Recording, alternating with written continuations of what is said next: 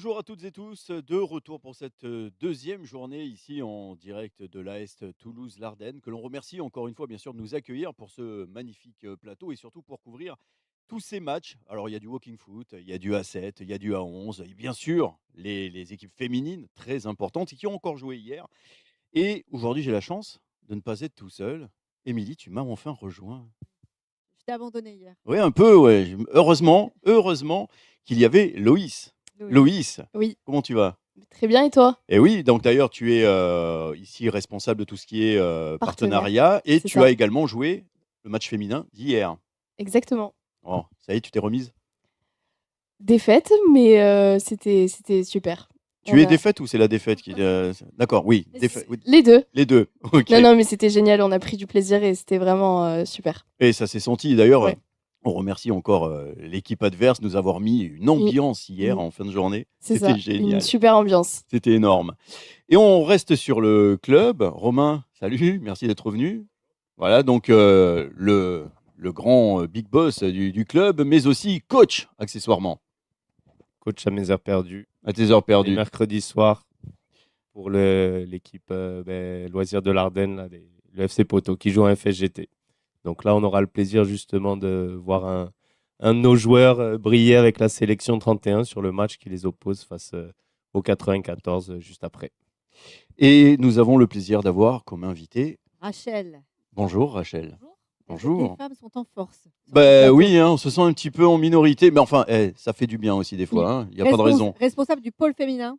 Oui, exactement. Donc Rachel No, responsable du pôle féminin de l'AS Toulouse-Lardennes. Je suis titulaire du BEF, licence UFAA à la FIFA. Vas-y, tu expliques. Qu'est-ce que tu voulais, Ouais. vas-y, tu voulais dire? Non, mais Rachel qui nous a rejoint, donc ça fait maintenant un an et demi. Non, pas tout à fait. Un an, ça va Déjà faire un an. cette saison. Un an. Mais avant d'être ici, il y avait déjà eu le TFC quand même. Oui, le TFC qui représente la région, qui ont Mm. une très belle équipe actuellement. D'ailleurs, aujourd'hui, à 15h, elle joue contre Thonon-Evian pour Oui. leur montée en première ligue. Et c'est vrai qu'elle représente très très bien notre région au niveau du sportif, avec leurs bons résultats. Et Ils sont en tête du championnat d'ailleurs. exactement. plus. On a également, je tiens à féliciter également l'équipe futsal de TFC féminin qui s'est qualifiée en demi-finale hier, qui Bravo. ont gagné face à Rennes 4-1. Mhm. Donc voilà, il ne faut pas les oublier aussi, la section futsal. Ouais. On est très bien représenté dans la région au niveau du foot féminin, on va dire à haut niveau, qui performe. Alors ça fait combien de temps que tu Donc du coup, moi je pratiquais, j'étais joueuse étant jeune, j'ai fait 11 ans de foot, mais j'ai arrêté très jeune à l'âge de 18 ans. Mais je suis revenue sur le parcours plutôt encadrement où j'ai envie de transmettre mon savoir-faire et encadrer et essayer de développer ce foot féminin. Donc là, je suis responsable, du coup, comme je l'ai dit, de la section foot féminin à l'Ardenne. Le but du match de hier, d'ailleurs, je remercie Céline Machado, la coprésidente de la FSGT, également Romain Gély, le président de l'Ardenne, la mairie de Toulouse qui nous a mis à disposition le créneau hier où on a pu recevoir l'équipe FC Maoré, qui a permis de donner un peu de visibilité à ce foot féminin. Et l'objectif également, c'est de créer l'équipe senior féminine foot à 11 la saison prochaine.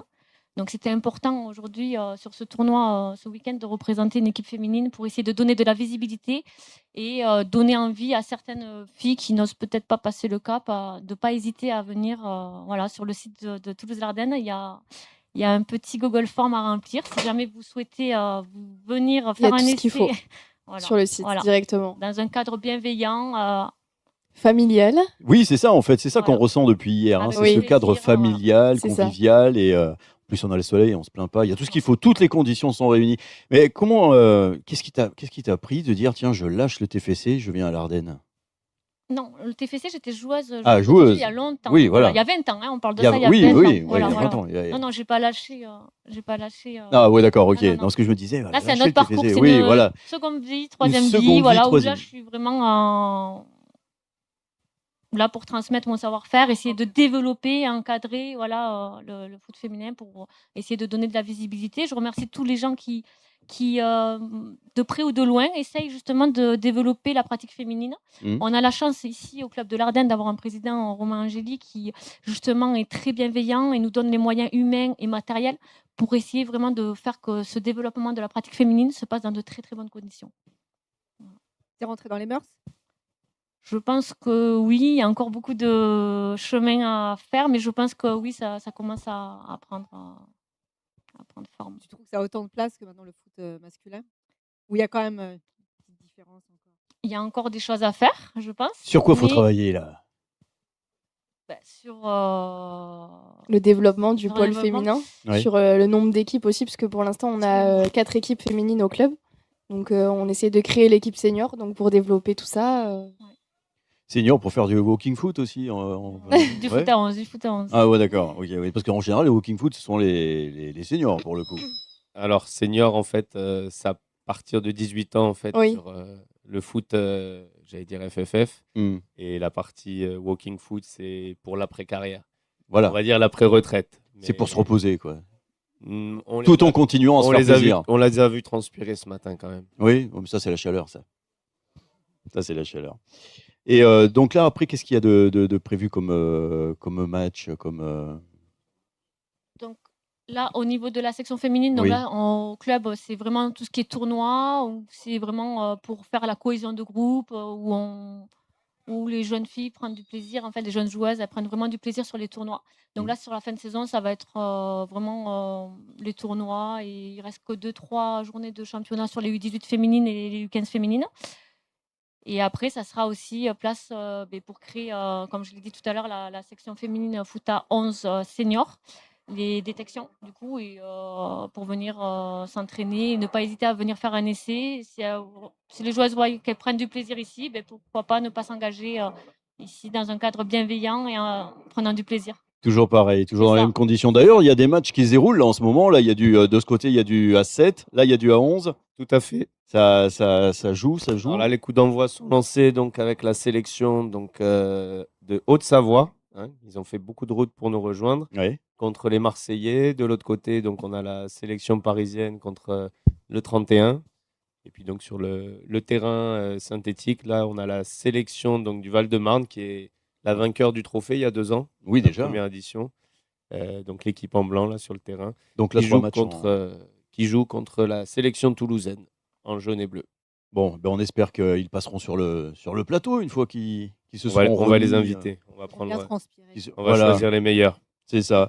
En tout cas, merci beaucoup, Rachel, d'être passée nous Merci voir. à vous. Rachel, donc, Merci. on le rappelle, responsable du pôle féminin à la STL. Et merci aussi d'avoir repassé une merci tête, beaucoup. Loïs. avec plaisir. Donc, tu t'occupes de tout ce qui est partenariat C'est ça. et sous la bienveillance, tout ça, bien sûr, de Romain, qui est aussi un des coachs. Alors là, je suis plutôt en rôle de président. Et je tiens quand même à dire que Loïs, elle ne s'occupe pas que du partenariat. Elle est joueuse, oui. Elle n'est pas que joueuse. Elle s'occupe aussi de toute la partie événementielle. Je croyais que tu allais me dire la buvette. Non. c'est- La buvette, il y a des personnes qui sont pour ça. On a la chance d'avoir plein de bénévoles au club. Et donc, Loïs s'occupe de la partie événementielle, la partie communication Oui. et des partenariats, le sponsoring.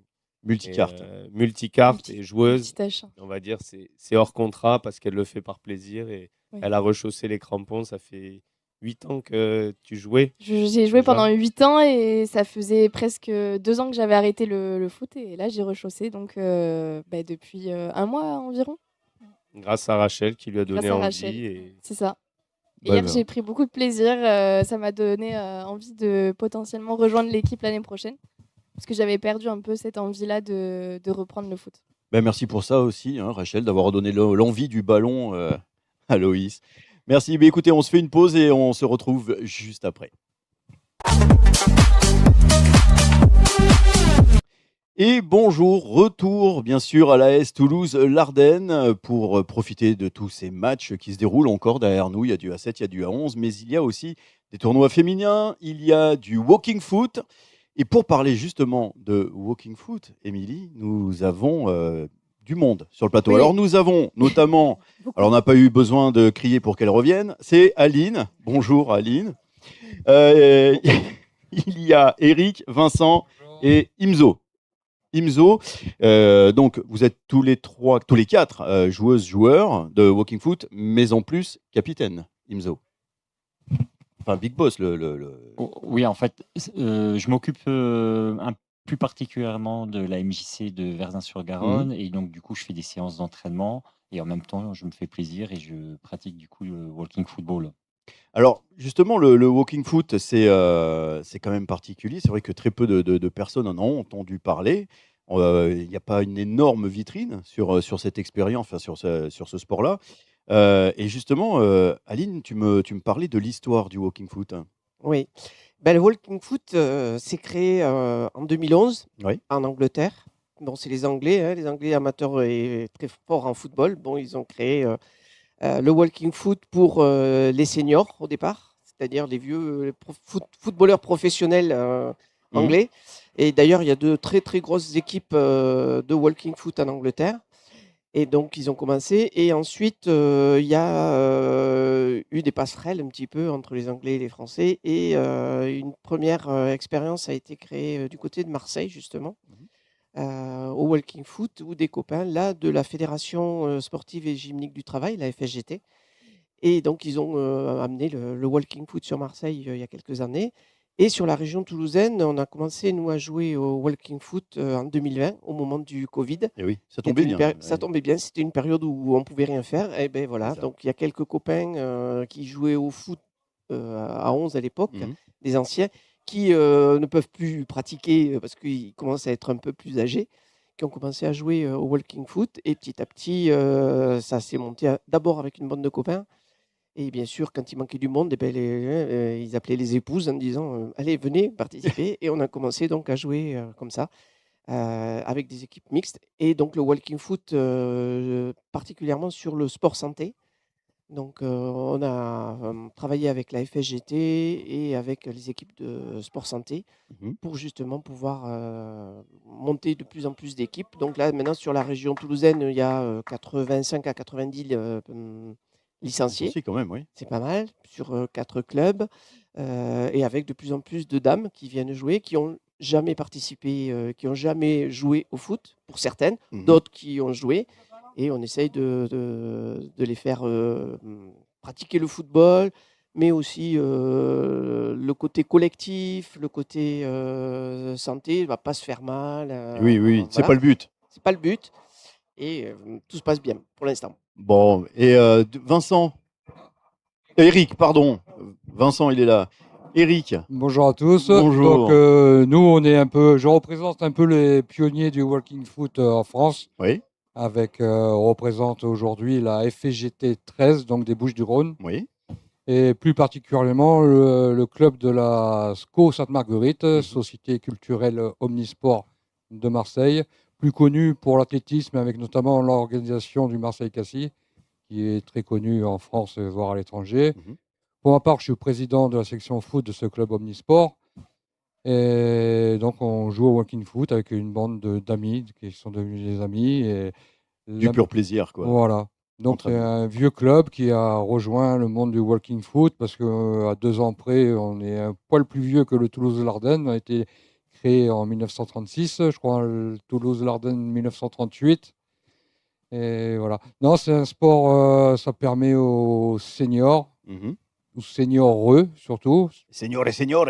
yes, de continuer à jouer au foot. Ceux qui disent que le foot c'est fini, nous Oui. on a de 50, je crois que notre plus vieille mamie, 77 ans je crois, Ah oui, quand même, oui. et on adapte le jeu, le niveau, les règles un peu à ce public qui peut être très varié, et on peut mélanger les âges, les sexes, donc c'est vraiment un sport mixte, inclusif, santé.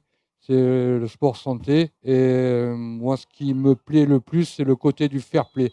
Oui, Tous les tournois où on participe, les entraînements, l'important, c'est le fair play. Et voilà, c'est un loisir. C'est une chance de pouvoir jouer encore au ballon, même si quand on parle du walking foot, foot en marchant, c'est pas très vendeur. c'est vrai que c'est bizarre. C'est déjà Voilà. le terme en lui-même, Voilà. il est surprenant et très méconnu. Voilà. Mais c'est le plus difficile, c'est d'amener les gens à découvrir ce sport, Oui. qui est un véritable sport, comme on peut faire par entraînement 5-6 km de marche rapide selon les niveaux, et voilà. Avec la combinaison qui Mais sert et une tout, fois que la personne, surtout si elle a déjà joué au ballon dans les années précédentes, a goûté, c'est une licence. D'accord. Mais ça va donc de 18 à 77 ans, c'est ça? Non, ça Non, va de non. combien à combien, Vincent? Ça va à partir de 50. À partir de 50, parce que 55. on nous a parlé de 18 tout à l'heure aussi. Donc, Bah, c'est considéré Ouais. senior à partir de 18 C'est ans, mais considéré, sinon, voilà, c'est ouais. à partir de 50 ans. voilà, oui. Mais sinon, oui, à la base, c'est bien ce qui me semblait. Oui, ça Oui, commence c'est plus tard. essentiellement réservé quand même aux gens, comme disait Eric, ceux qui peuvent plus trop vraiment jouer au foot, courir partout et tout ça. Mais c'est quand même une activité qui reste quand même assez, pas physique, mais où il faut se dépenser, il faut faire ce qu'il faut. Mhm. Donc, non, à partir de 50, 55, et puis Jusqu'à ce qu'on n'en ait plus sous la pédale. C'est ça. Voilà. Et ton parcours alors? Ben, mon parcours, moi, il est assez classique, hein. Moi, j'ai joué au foot toute ma vie, jeune, en senior, en vétéran. Et Mhm. puis j'avais arrêté parce qu'après, je ne pouvais plus. Et puis par l'intermédiaire d'amis, comme disait Aline, parce que j'ai joué avec son mari, avec Bruno, pendant plusieurs années en vétéran. Et j'ai découvert le walking foot et je suis venu et je me régale. Ouais, C'est le principal, c'est le but, de se régaler. On se régale. Imzo, oui. Oui. Mais on va y revenir. On va y revenir parce qu'il y a encore des infos dans le tiroir. Imzo, Oui, ce que je peux dire aussi sur le walking football, c'est qu'on a tout l'aspect du foot, c'est-à-dire l'aspect technique, le fait de bien contrôler son ballon, de bien se déplacer, de se rendre disponible par rapport à son partenaire. Donc on garde tout l'aspect technique et éventuellement tactique aussi Ouais. qu'on peut avoir sur le foot traditionnel. Donc moi je suis un peu comme Vincent, c'est-à-dire que je viens du foot à 11 au départ Mhm. et que j'ai aussi fait du futsal et du coup je me suis retrouvé à pratiquer le walking football parce que c'est une activité qui ressemble quand même dans dans sa façon de jouer à ce qu'on peut retrouver au foot à 11. Après, c'est juste le rythme qui est différent change. parce qu'on marche. Mais sinon, le plaisir que j'ai eu pendant des années sur le foot à 11, je le retrouve au walking. Parce que on a ce plaisir de jouer au ballon. Donc voilà. Donc et en plus, comme il n'y a pas de contact, il y a encore donc moins de fautes et on est vraiment que sur l'aspect technique et tactique de ce jeu-là et c'est très bien. Et justement, on va revenir sur le côté aussi international. Vincent, on a dépassé les frontières. On a dépassé les frontières, oui. Bah alors. On a fait deux compétitions pour ma part internationales, Ouais. dont une avec Imzo l'an dernier, une Coupe du Monde en équipe de France de plus de 60 ans, à Malmö, en Suède. Mhm. Voilà. Et précédemment, j'avais fait 2 ans avant le championnat d'Europe à Marseille. Oui, parce que là, il y a eu la Coupe du Monde l'an dernier à Malmö. Ensuite, chez Zlatan. Chez Zlatan. Chez Zlatan. Et Bon, il n'est pas venu, mais bon. Oui, non, lui, il est Je crois occupé qu'il à n'était faire pas au des... niveau, je crois. Et puis, il est occupé à faire des pubs pour Et- des applis, je crois, des trucs Il, comme ça. il aurait Et, pleuré. mais il y en a une autre là cette année, mais ça va être chez les kangourous. Il y en a une, ouais, Ouais. en Australie, mais c'est un peu plus compliqué pour y aller. C'est un peu plus loin, c'est un peu. Faut y aller à la nage. Mais il y a quand même une équipe de France, plusieurs équipes de France Ouais. qui seront présentes, qui représenteront la France, ouais. Bah, comment on Oui. prépare ça? Ben, on prépare, pour notre part, l'an dernier, on a, avant Malmö, on avait fait plusieurs rassemblements à Marseille, notamment, de sélection, puis pour apprendre à jouer ensemble, parce qu'il y avait des gens de Paris, de Marseille, de Toulouse, de Nice. Faut arriver à se coordonner. Donc, arriver à se coordonner, à se Ouais. connaître et à jouer ensemble, Et oui. et tout ça, voilà. Bon. Et, Pas trop de... Non? Non, je pense que les joueurs qui ont été sélectionnés en équipe de France, ici, ils ont une petite appréhension, une petite Oui. crainte, mais il y a aussi le côté un peu fierté parce que c'est l'occasion de pouvoir participer à quelque chose d'exceptionnel au niveau d'une Coupe du Monde. Il faudrait être très fort et être Zlatan pour pouvoir effectivement jouer au niveau international, mais là, par le biais du walking foot, effectivement, depuis que ça a été créé, ça permet à certains joueurs et bons joueurs et joueuses, hein, puisqu'il y a quand même des équipes de France filles Ouais. qui ont pu participer à une Coupe du Monde ou à des Coupes d'Europe. Alors effectivement, vous allez me dire, c'est tous les ans? Ben oui, c'est tous les ans la Coupe du Monde. Bah oui, c'est pour, vrai qu'en général, c'est tous les c'est- 4, mais ouais, mais les personnes âgées elles sont vieilles. Donc si on attend il faut tous en les profiter 4 ans, tant qu'elles sont là. et voilà. Voilà. Dans 4 ans, on ne sait 4 ans, pas si elle sera encore là. Et Donc, voilà. ouais. Donc effectivement, c'est un peu tous les ans. Donc cette année, ça sera à Brisbane, en Australie. Mmh. Et l'année prochaine, ça se précise, ça se dessine pour être au Danemark. Donc Ouais. voilà. Donc le plaisir de jouer, le plaisir d'être ensemble, le plaisir de voyager, Et c'est de pas faire du rien walking et de faire du tourisme. walking touriste, c'est ça, Voilà, tourisme, c'est ça? du walking tourisme en même temps. Et ça permet aussi de rencontrer tout un tas de nations, d'autres pays et Mmh. de lier des contacts et de pouvoir après se retrouver sur des petits échanges internationaux ou pas. Le côté humain Le toujours, côté humain, le côté solidarité avec le côté populaire aussi, bien puisque sûr. la FSGT est aussi un sport populaire qui permet de développer du sport santé. Mais ça fait plaisir parce que pour un sport qui était très méconnu, il y a un bel essor en ce moment pour le coup là. Oui, enfin, et moi j'habite dans le Tarn-et-Garonne Mmh. et je vois que ça se développe aussi, par exemple, à Montauban, où ils essayent d'en faire aussi un peu. Et on ressent cette possibilité, peut-être dans quelques années, de faire une forme de petit championnat, peut-être entre nous, ou Ouais. tout simplement des rencontres, parce que pour l'instant, on est plutôt sur des formats de tournois qui ont lieu quand il fait beau. Mais je pense qu'on va peut-être dans quelques années pouvoir jouer de manière plus régulière sur toute une année, toute une saison. Donc ça peut être sympa quoi, de jouer ainsi. Quoi. Mmh. Donc, Et voilà. puis ça doit te changer un peu parce que toi tu viens du foot en salle. Oui, alors j'ai fait du foot en salle parce que je suis alsacien à l'origine Oui. et les hivers sont rudes, donc heu, on a la possibilité de faire du foot à 11 et après du foot, en salle, durant l'hiver. Et donc c'est vrai que pour moi ça a été, une continuité quoi, de passer après sur, du foot, du walking football, en sachant que la dimension du terrain correspond à peu près à celui, du foot en salle. Mmh. Et après, voilà, c'est juste le rythme qui change, mais après, comme je le disais tout à l'heure, sur l'aspect tactique et technique, ça demande un peu ça demande les mêmes compétences. Oui, ça veut dire qu'en fait mis à part le rythme, rien ne change, même taille de terrain, même taille de cage, même taille, t Alors, les buts sont un peu différents. ouais? On perd un tout petit peu en hauteur de but sur le walking football et on gagne un peu en largeur. OK. Ça force. Alors, ça, c'est quand on joue parce qu'il faut savoir qu'au walking football, on peut jouer avec gardien et sans gardien. Donc, on a Sans gardien. voilà, donc c'est ce qu'on a fait aujourd'hui, enfin sur le tournoi On peut de. pas rater un but comme ça, Si, parce Si, c'est que possible de il y a, rater un but malgré qu'il y ait personne devant les il cages. y a des défenseurs, donc ils Ah prennent oui, pas les d'accord, mains. mais oui, mais oui, mais oui, mais oui. C'est des plus petits buts. C'est des C'est oui. des plus petits buts, oui, Voilà, oui. exactement. Donc là, on est sur des plus petits buts. Et donc, ça demande plus de précision. Je trouve que c'est encore plus stratégique et plus technique. Et après, on peut jouer aussi au walking football avec gardien et 5 joueurs de champ. Et donc là, on peut se permettre de frapper d'un peu plus loin.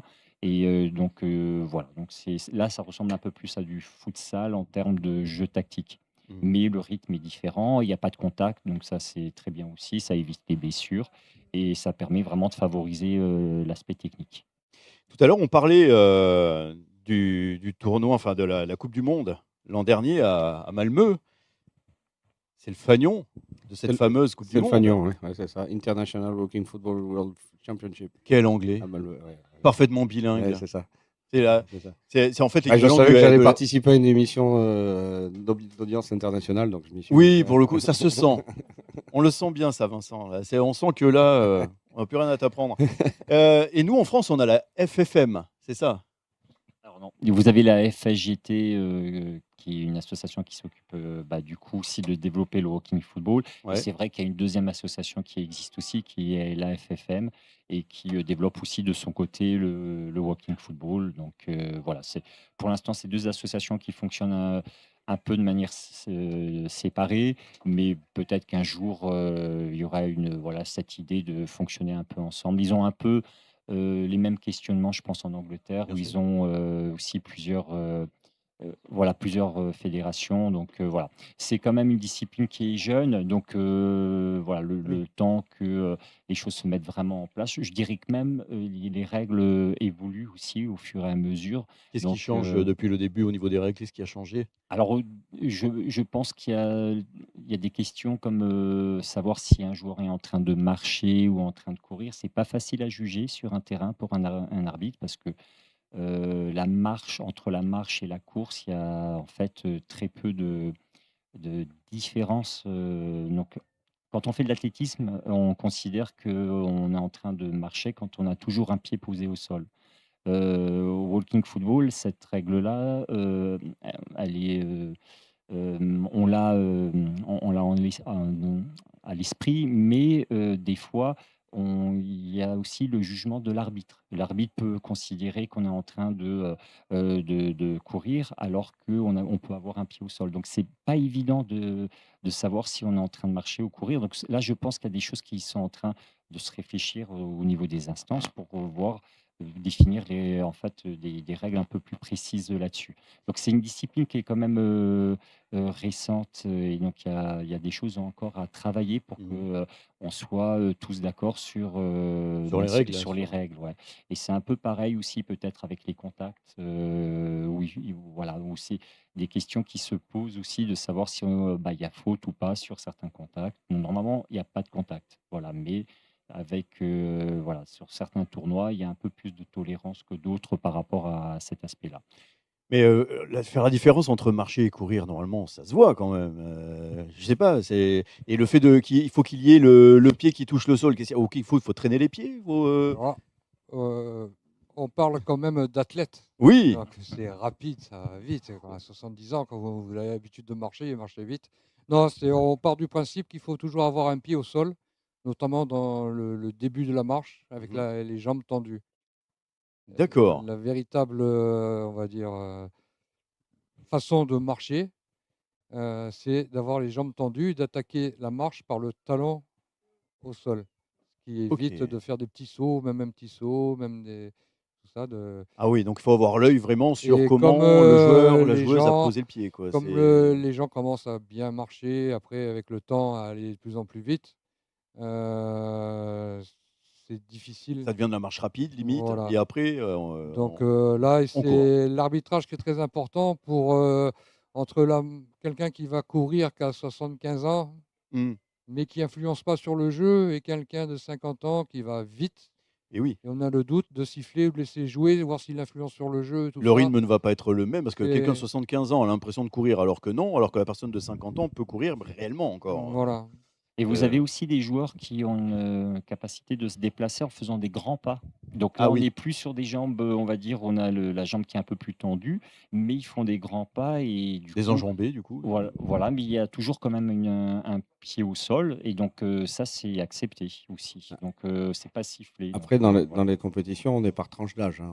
Oui. Les 50 ans, on ne joue pas avec les 75 Ah ans. voilà, j'allais y venir justement, je me posais la question vu C'est par que tranche de c'est 5 ou 10 ans, maxi. Enfin, voilà. Donc, d'accord, donc ceux 50-60 ensemble, voilà. 60-70 ensemble. Sinon, il y a trop d'écart, encore une fois. Et oui, non et puis c'est plus équitable après, Et après, oui, il y a des dames plus jeunes. Et après, dans le walking foot, donc il y a effectivement la marche, comment on considère quelqu'un qui marche ou qui court, mais il y a aussi le sans contact, c'est-à-dire qu'on ne doit pas faire de faute de contact. Et on interdit les balles hautes, c'est-à-dire qu'il n'y a pas de tête. Il n'y a pas de jeu de tête au walking foot.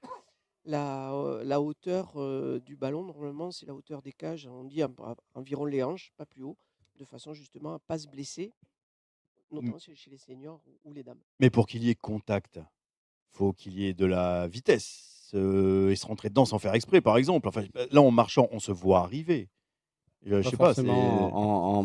c'est Si quelqu'un qui est défenseur n'a pas le droit de venir ah, s'appuyer sur voilà. l'attaquant avec les pieds dans les pieds, etc. Même les petits contacts, hein, c'est zéro contact. Il y a même pas du, hop, pip, non, voilà. Ah, ça, si c'est de la connexion, c'est autre chose, hein.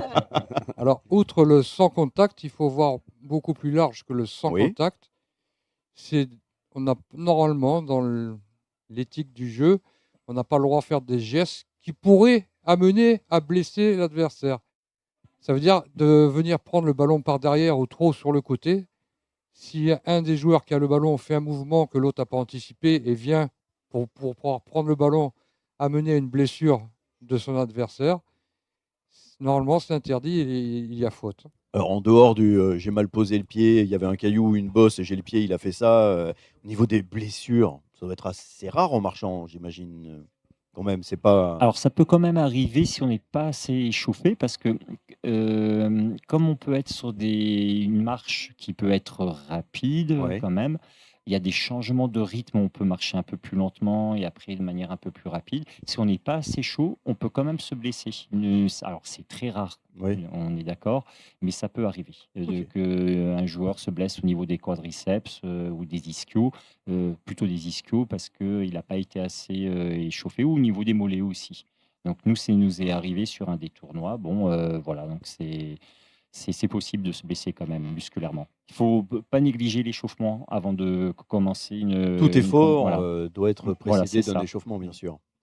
Bon, en tout cas, merci beaucoup Moi, d'être. j'aimerais bien poser une question. En Oui, fait, dis-moi. Oui. le walking foot, finalement, c'est accessible à tous. C'est-à-dire que moi, par exemple, si j'ai pas fait de foot de ma vie, puis un jour, à 50 berges, je me dis, je veux faire du On walking vous foot. attend. Vas-y. Ouais. Non, mais Vas-y. voilà, Oui. tout le monde peut C'est venir. accessible Au à niveau tout de le la monde. santé, parce qu'on parlait que c'était un sport santé, j'imagine qu'il faut quand même avoir un minimum Alors, de santé. il y a un minimum de santé à avoir, effectivement, mais le walking foot est ouvert à tout le monde. Donc, à partir de 50 ans, en principe, mais on accepte aussi les personnes qui ont eu une problématique de santé qui les empêche de pouvoir jouer ou de pouvoir pratiquer un sport un petit peu plus violent. Donc, on a des copains qui ont eu soit des maladies, cancer et autres, soit des problèmes cardiaques, qui viennent pratiquer le walking foot, justement parce que ça leur permet de faire un sport santé, sans trop violence, une activité qui n'est pas violente et où ils ne risquent pas normalement de se blesser. Alors effectivement, comme disait Imzo, les blessures, elles sont sur des non-échauffements ou des petites élongations, mais ce n'est pas des grosses blessures. Par contre, effectivement, on peut aussi avoir des personnes un peu plus âgées qui ont des problèmes cardiaques sur le terrain. C'est arrivé, malheureusement, mais bon, là, ça peut arriver à tout le monde partout, quoi. Ouais, là, après, on n'est pas plus à On l'abri, n'est pas tous à quoi. l'abri, voilà. Mais effectivement, on accepte. On accepte tout le monde et on aimerait qu'il y ait de plus en plus de dames qui participent au walking foot. Alors justement, pour donner envie à toutes ces dames qui À nous ceux et celles qui regardent, à hésiteraient celles encore. et ceux qui nous regardent, À ceux et celles qui hésiteraient encore. qu'est-ce que chacune, chacun, vous auriez envie de leur dire pour donner envie de s'y mettre? Alors, moi, je leur dirais que c'est très bien de participer à une activité mixte, surtout sur du walking foot, sur du foot qui est quand même à la base considéré comme un sport masculin, même s'il y a du foot féminin. Mais là, quand on joue avec des garçons sur le terrain, moi j'ai remarqué une chose, c'est qu'ils font beaucoup plus attention aux dames. Comme Quand quoi, la galanterie Ah existe toujours. Ils font beaucoup plus attention et c'est très agréable de pouvoir travailler avec eux parce qu'en fait, ils nous expliquent, ils nous montrent des choses qu'on ne connaît pas parce qu'on n'a pas pratiqué le football, quoi. Voilà. Donc, ça se passe toujours très bien avec. Vous prennent un peu sous leur aile. Voilà. Ça, c'est bien. Eric, quel serait le message? Le message, c'est le plaisir, l'activité, plutôt que le couple fasse un sport chacun de son côté, qu'ils viennent jouer au walking foot ensemble. C'est vrai que c'est dur de faire venir ces dames au walking foot parce que les femmes de 50 ans n'ont pas la culture, les jeunes femmes de maintenant au football, qui sont de plus en plus nombreuses à pratiquer. C'est vrai. Que nous, je ne sais pas, sûrement ici, le walking foot est ouvert, nous, pour les femmes, c'est plutôt 45 ans. Voilà, une petite dérogation, on est galant. Donc les femmes peuvent venir plus tôt. Souvent pour les tournois, même beaucoup plus tôt. Si après, dans les compétitions, ils acceptent ou pas les dames plus jeunes, tout ça. Donc il y a une certaine souplesse dans les recrues. Oui, on ne rechigne pas pour. Voilà. Je profite aussi, sport santé, on peut aussi accueillir des footballeurs qui sont remis en état. Des jeunes footballeurs qui ont été blessés au genou, tout ça, qui veulent reprendre petit à petit et qui peuvent aussi faire cette activité. Donc c'est vraiment très Mais ouvert. je pense vraiment qu'il y aura, dans quelques années, il y aura que des tournois féminins. Les femmes seront, comme on voit là, les jeunes femmes qui jouent sont de plus en plus nombreuses. Quand elles auront notre âge, ou voire plus vieilles, ou un peu plus tôt, elles joueront pour garder le contact avec ce milieu du football et ce plaisir de jouer ensemble. Bah, c'est tout ce qu'on souhaite, oui, effectivement, que cette discipline encore trop méconnue se développe encore plus. Vince? Moi, je dirais ce qu'on vient y retrouver. Bon, il y a l'aspect sport santé, etc. Mais il y a une ambiance, il y a vraiment une super ambiance. Hommes, femmes, et puis surtout, il n'y a pas de jugement. On est là, on joue. Ceux qui ont joué longtemps, qui commencent, ceux qui. Peu importe. On est tous ensemble et on s'amuse bien, on se régale. Voilà. C'est le principal. Et pour terminer? Bah, je rejoins tout ce que vous venez de dire et ce qui est chouette, c'est qu'on se dit qu'on peut encore continuer, si la santé nous le permet, de jouer encore peut-être une vingtaine d'années, Encore, voire mais un bien peu sûr. Et plus. pourquoi que et oui, et un peu plus même. Un peu plus. Bah oui, pourquoi s'arrêter à 20? Tu veux rajouter quelque chose, Émilie? Non, mais je trouve ça bien parce que justement, plus dans ces métiers-là, quand on est professionnel à 35 ans, bon, en principe, c'est ciao, c'est comme d'autres métiers, la danse, etc. Donc là, non, mais je trouve que c'est chouette parce qu'on peut se dire, bah oui, on continue jusqu'au bout. Ça fait plaisir parce qu'il y a vraiment tellement de sports quand voilà, on devient professionnel où bah, on est largué en 2-2, quoi. Donc ça, c'est chouette, ça donne de l'espoir. Et je crois qu'on donne aussi des idées à d'autres sports comme le rugby, où ils commencent aussi à faire du rugby en marchant. Donc voilà, donc, tant mieux. Pas la natation, mais. Ouais. Oh, ben merci Aline, merci Eric, Vincent, Imzo, merci beaucoup. Merci à vous. Merci à Merci. Et on remercie aussi les amis, il y a toujours les deux vieux du Muppet sur le côté qui sont là, c'est hors cadre. Et on les remercie. Et nous, on fait une pause, on se retrouve plus tard.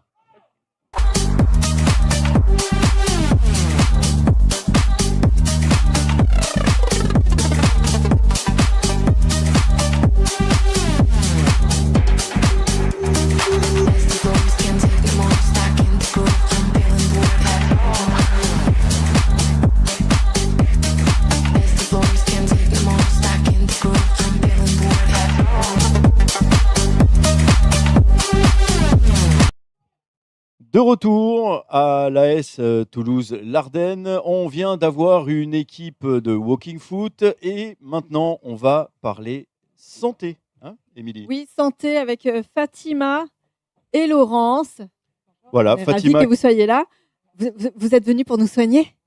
J'ai plein de bobos, moi, ça tombe bien. Et on est là pour ça. On est là pour porter un petit peu de soutien aux sportifs aujourd'hui. Ouais. Donc Fatima qui est acupunctrice. Voilà, Et praticienne en médecine alors voilà, le traditionnelle terme chinoise. long, c'est Oui, praticienne en médecine traditionnelle chinoise, pour être plus exact. OK, pour être plus exact, c'est bien d'exactitude. Tu as ton cabinet à Lavore. Tout à fait, depuis 2022, installée à Lavore. Et donc, je précisais praticienne en médecine traditionnelle chinoise parce que l'acupuncture fait partie de cette discipline. Mais il n'y a pas que l'acupuncture. Il y a le tuina, le tuina. qigong. Le tuina, c'est un massage énergétique. D'accord. Voilà. Et J'adore. l'autre, ouais, toi, Alors, t'adores ça, toi. Moi, Tu es je peux une me adepte. toucher pendant Ah oui. 24 heures. Bon. Mais, et l'autre terme, c'était Alors, après il y a les ventouses. les ventouses. Oui, la Ah, cupping thérapie. J'avais pas compris. J'avais- Voilà. Il y a la moxibution Attends, et ouais. la diététique chinoise. La, Et la quoi? la moxibution, c'est du moxa en fait. C'est une pratique thérapeutique D'accord. qu'on utilise depuis des millénaires, depuis plus de 5000 ans aussi. C'est pour activer des points d'acupuncture à l'aide de la chaleur. En fait. Ok. Ça peut même très très chaud. Oui. Et de l'autre côté, Laurence. Alors déjà, bienvenue à vous deux. Et Laurence qui est chiropractrice. Exactement. Chiropractrice donc à Toulouse depuis une dizaine d'années. D'accord. Alors justement, c'est bien que vous soyez là toutes les deux parce qu'il y a acupunctrice, chiropractrice. Qu'est-ce qui vous relie? Qu'est-ce qui vous rejoint? Parce que vous êtes très complémentaires au final. Oui, tout à fait. Je vais te laisser parler peut-être, Laurence. Alors la chiropraxie, c'est une profession de santé manuelle qui est connue internationalement. Son but, c'est de faire des diagnostics sur l'appareil neuromusculo-squelettique. Et donc l'intérêt, c'est de rétablir des connexions nerveuses pour aider le corps à récupérer ses performances. Donc, Quand il y a des nerfs qui ont lâché, quand il y a... alors parfois, il peut y avoir des pincements nerveux Ouais, qui diminuent le tonus musculaire. d'accord. Ça va provoquer des douleurs, dans certains cas, lorsqu'il y a des subluxations ou des blocages articulaires. Et donc, notre but, c'est de rétablir toutes ces connexions par des manipulations manuelles, des ajustements qui vont libérer l'articulation. Et donc, ça permet aux sportifs d'avoir moins de douleurs et d'avoir des performances qui sont augmentées. Retrouver des performances Retrouver, exactement. suite à une douleur faite sur le terrain, une blessure. Donc là, vous êtes venu pour soigner les joueuses, les joueurs. Oui. Oui, ce matin, j'ai dû voir une dizaine de personnes, quelques blessures. Évidemment, à chaud, c'est toujours difficile de faire un travail complet. On essaie juste d'aider au maximum le corps à retrouver sa capacité sur l'instant. Le mieux étant quand même de se reposer après une grosse blessure. Mais juste avant un match, on pourrait essayer juste de rétablir un petit peu l'équilibre postural pour que le joueur puisse avoir, on va dire, toutes ses capacités pendant le match. Retrouver un équilibre corporel, en fait. un alignement, Exactement. Parfois, les déséquilibres dans la colonne sont si importants que certaines zones du corps fonctionnent moins bien, notamment les muscles. Et donc, on peut se blesser plus facilement. Est-ce que toi, tu travailles, comme Fatima, sur les points énergétiques chinois? Alors, c'est intéressant parce que je suis aussi spécialisée en kinésiologie appliquée. C'est une spécialité des chiropracteurs, pas tous le pratiquent. Et c'est inspiré également de la médecine chinoise puisque le fondateur a essayé d'associer les méridiens d'acupuncture avec les muscles. Donc, en effet, il m'arrive d'utiliser de l'acupression pour aider les méridiens à circuler aussi, parfois. Donc oui, ça peut être complémentaire. Exactement, c'est là que toutes les deux, on peut être complémentaires. La médecine traditionnelle chinoise, elle agit sur la globalité de l'être humain. C'est-à-dire qu'on va prendre en compte le corps et l'esprit de la personne. Donc, un peu comme Laurence, c'est très difficile d'agir à chaud sur une blessure parce qu'on ne peut pas faire un diagnostic complet de la personne. On va agir sur la douleur. Donc, on va calmer la douleur en enserrant l'aiguille sur un point précis d'acupuncture. On va forcer en fait le corps à libérer des anti-inflammatoires. Voilà. Donc, la personne sera soulagée immédiatement. Alors justement, là, cette histoire de jouer aux fléchettes sur les patients, ça m'a toujours intrigué, ça. Parce que c'est très très précis, les aiguilles sont hyper fines. Le diamètre d'une aiguille, déjà, c'est. On a plusieurs diamètres. Il y a du 0,22, il y a du 0,16. On a plusieurs diamètres selon en fait l'effet qu'on veut créer. C'est-à-dire que les points d'acupuncture sont situés le long des méridiens. Alors les méridiens, c'est un long trajet, le long du corps. C'est un D'accord. autre système que le système sanguin, que le système lymphatique. Et sur ce méridien-là, sur ces différents méridiens, on a différents points d'acupuncture qui vont avoir des effets différents. Donc, lorsqu'on va traiter une pathologie ou un trauma, on va choisir précisément des combinaisons de points d'acupuncture. Ok. D'accord? Des points locaux pour Mhm. soulager la douleur et des points distaux. Donc, à distance, en fait. D'accord. Donc, ça veut dire, par exemple, pour soulager une migraine, on va stimuler un point ici, par exemple, le Bah, GI4. Donc, on va le masser, le masser, le masser. Et au bout d'un moment, on va sentir que la migraine commence à se calmer ou que la douleur commence à se calmer, par exemple. d'accord, parce que là, c'est donc les aiguilles déjà très très Très, fines. très fine, oui, bien Il y sûr. a un point plus que précis à Absolument. planter quelque part sur le corps. Absolument. Oui. Faut pas se rater, quoi. Non, on ne se rate pas. On ne peut pas se rater. C'est pour ça qu'on fait des études de Oui, non, médecine mais j'imagine traditionnelle bien. chinoise. Oui. Et on connaît bien la Oui, non, mais ça localisation. m'a toujours surpris. Mais oui, ça, il faut c'est- bien connaître la localisation Eh oui. des points d'acupuncture, effectivement. Sinon, vous n'aurez aucun effet sur la pathologie qu'on est en train de Le traiter. patient va juste dire, ah, il m'a piqué, quoi. Voilà, aïe, j'ai mal, mais on ne va Ouais. pas avoir d'effet particulier. Ce qui est intéressant, c'est que ça va agir sur le système nerveux, c'est-à-dire que ça va envoyer un message au cerveau pour calmer la douleur. Euh, je vous donne un exemple très. J'adore cet exemple parce qu'il est très parlant. Votre tableau de bord, il clignote rouge. Ouais. D'accord? Ça, c'est la douleur. Ok. D'accord? La douleur se situe en fait au niveau du cerveau. Oui. D'accord? Le tableau de bord. Mais la problématique, Est elle n'est ailleurs. pas exactement. La problématique est ailleurs. Donc, Hmm. on va aller chercher le problème ailleurs. Donc, sous le capot, on regarde si c'est le moteur ou autre. On ouvre Voilà. le capot. Ouais. Exactement. On ouvre le capot et à ce moment-là, une fois qu'on a réparé la panne, le bouton cesse de clignoter. Mais Ok. c'est exactement la même chose avec la douleur chez l'être humain. Et donc, en Ouais. fait, une douleur à l'épaule gauche peut être liée au fait que y a un truc qui se passe mal dans l'omoplate. Enfin, je sais pas. Oui. C'est assez complexe quand même. Oui, il y a des douleurs qui sont d'origine, on va dire, avec des origines externes. Donc, il y a une chute. Il y a, par exemple, des tendinites au coude pour les joueurs de tennis, parce Mhm. qu'ils utilisent ce bras et le coude à répétition, le tennis elbow, donc c'est très connu. Là, on va agir sur la partie locale, on va dire. Ensuite, il y a des douleurs qui sont d'ordre interne. C'est pourquoi je disais, on prend en compte le corps dans sa globalité, esprit-corps. Mhm. Interne, pourquoi? Par exemple, il y a des personnes qui vont faire des tendinites à répétition parce qu'elles ont, on va dire, le qi du foie. Le qi, c'est l'énergie. En Oui. médecine traditionnelle chinoise, chaque organe est nourri d'une énergie. Ok. Votre corps est nourri d'une énergie. C'est le jus, voilà, qui Oui. vous donne envie de faire des choses. Eh ben, ce qi, s'il est bloqué au niveau de l'organe foie, eh ben, vous allez avoir tendance à faire des tendinites à répétition. Pourquoi? Parce que c'est l'organe foie qui stocke le sang Et c'est ce sang qui nourrit les tendons. Ah Voilà, oui, donc eh on va oui. aller chercher une cause émotionnelle lorsqu'il n'y a pas voilà, de cause externe, j'ai envie de dire. Voilà. Voilà. Ah oui, donc oui. Bon, après, moi, au niveau jus, le seul qui m'intéresse, c'est celui du matin. Et oui. C'est et Laurence, au niveau chiropractie? Alors, on peut dire praxie, chiropraxie ou praxie. chiropratique, c'est correct. Mmh. Eh bien, donc, quelle est la question? Il y a beaucoup de choses à dire en Bah, c'était pareil, réalité. au niveau de la, au niveau de la Est-ce de que est-ce de que la tu précision de comme ça. précision, précision, ouais. alors Est-ce que tu peux aussi agir alors au moi je niveau suis émotionnel aussi? oui, alors absolument. Alors moi je suis spécialisée dans beaucoup de domaines en chiropraxie. Et donc quelque chose qui m'intéresse beaucoup, j'aime bien parler de ça, c'est du trauma, le traumatisme. En fait, le corps utilise des outils de réflexe de survie Mmh. lorsqu'il prend un choc. Et ça, c'est quelque chose que j'ai beaucoup apprécié dans mon apprentissage, puisque je travaille énormément sur le trauma, notamment chez les sportifs. Les blessures, en fait, sont très importantes à régler à leur origine.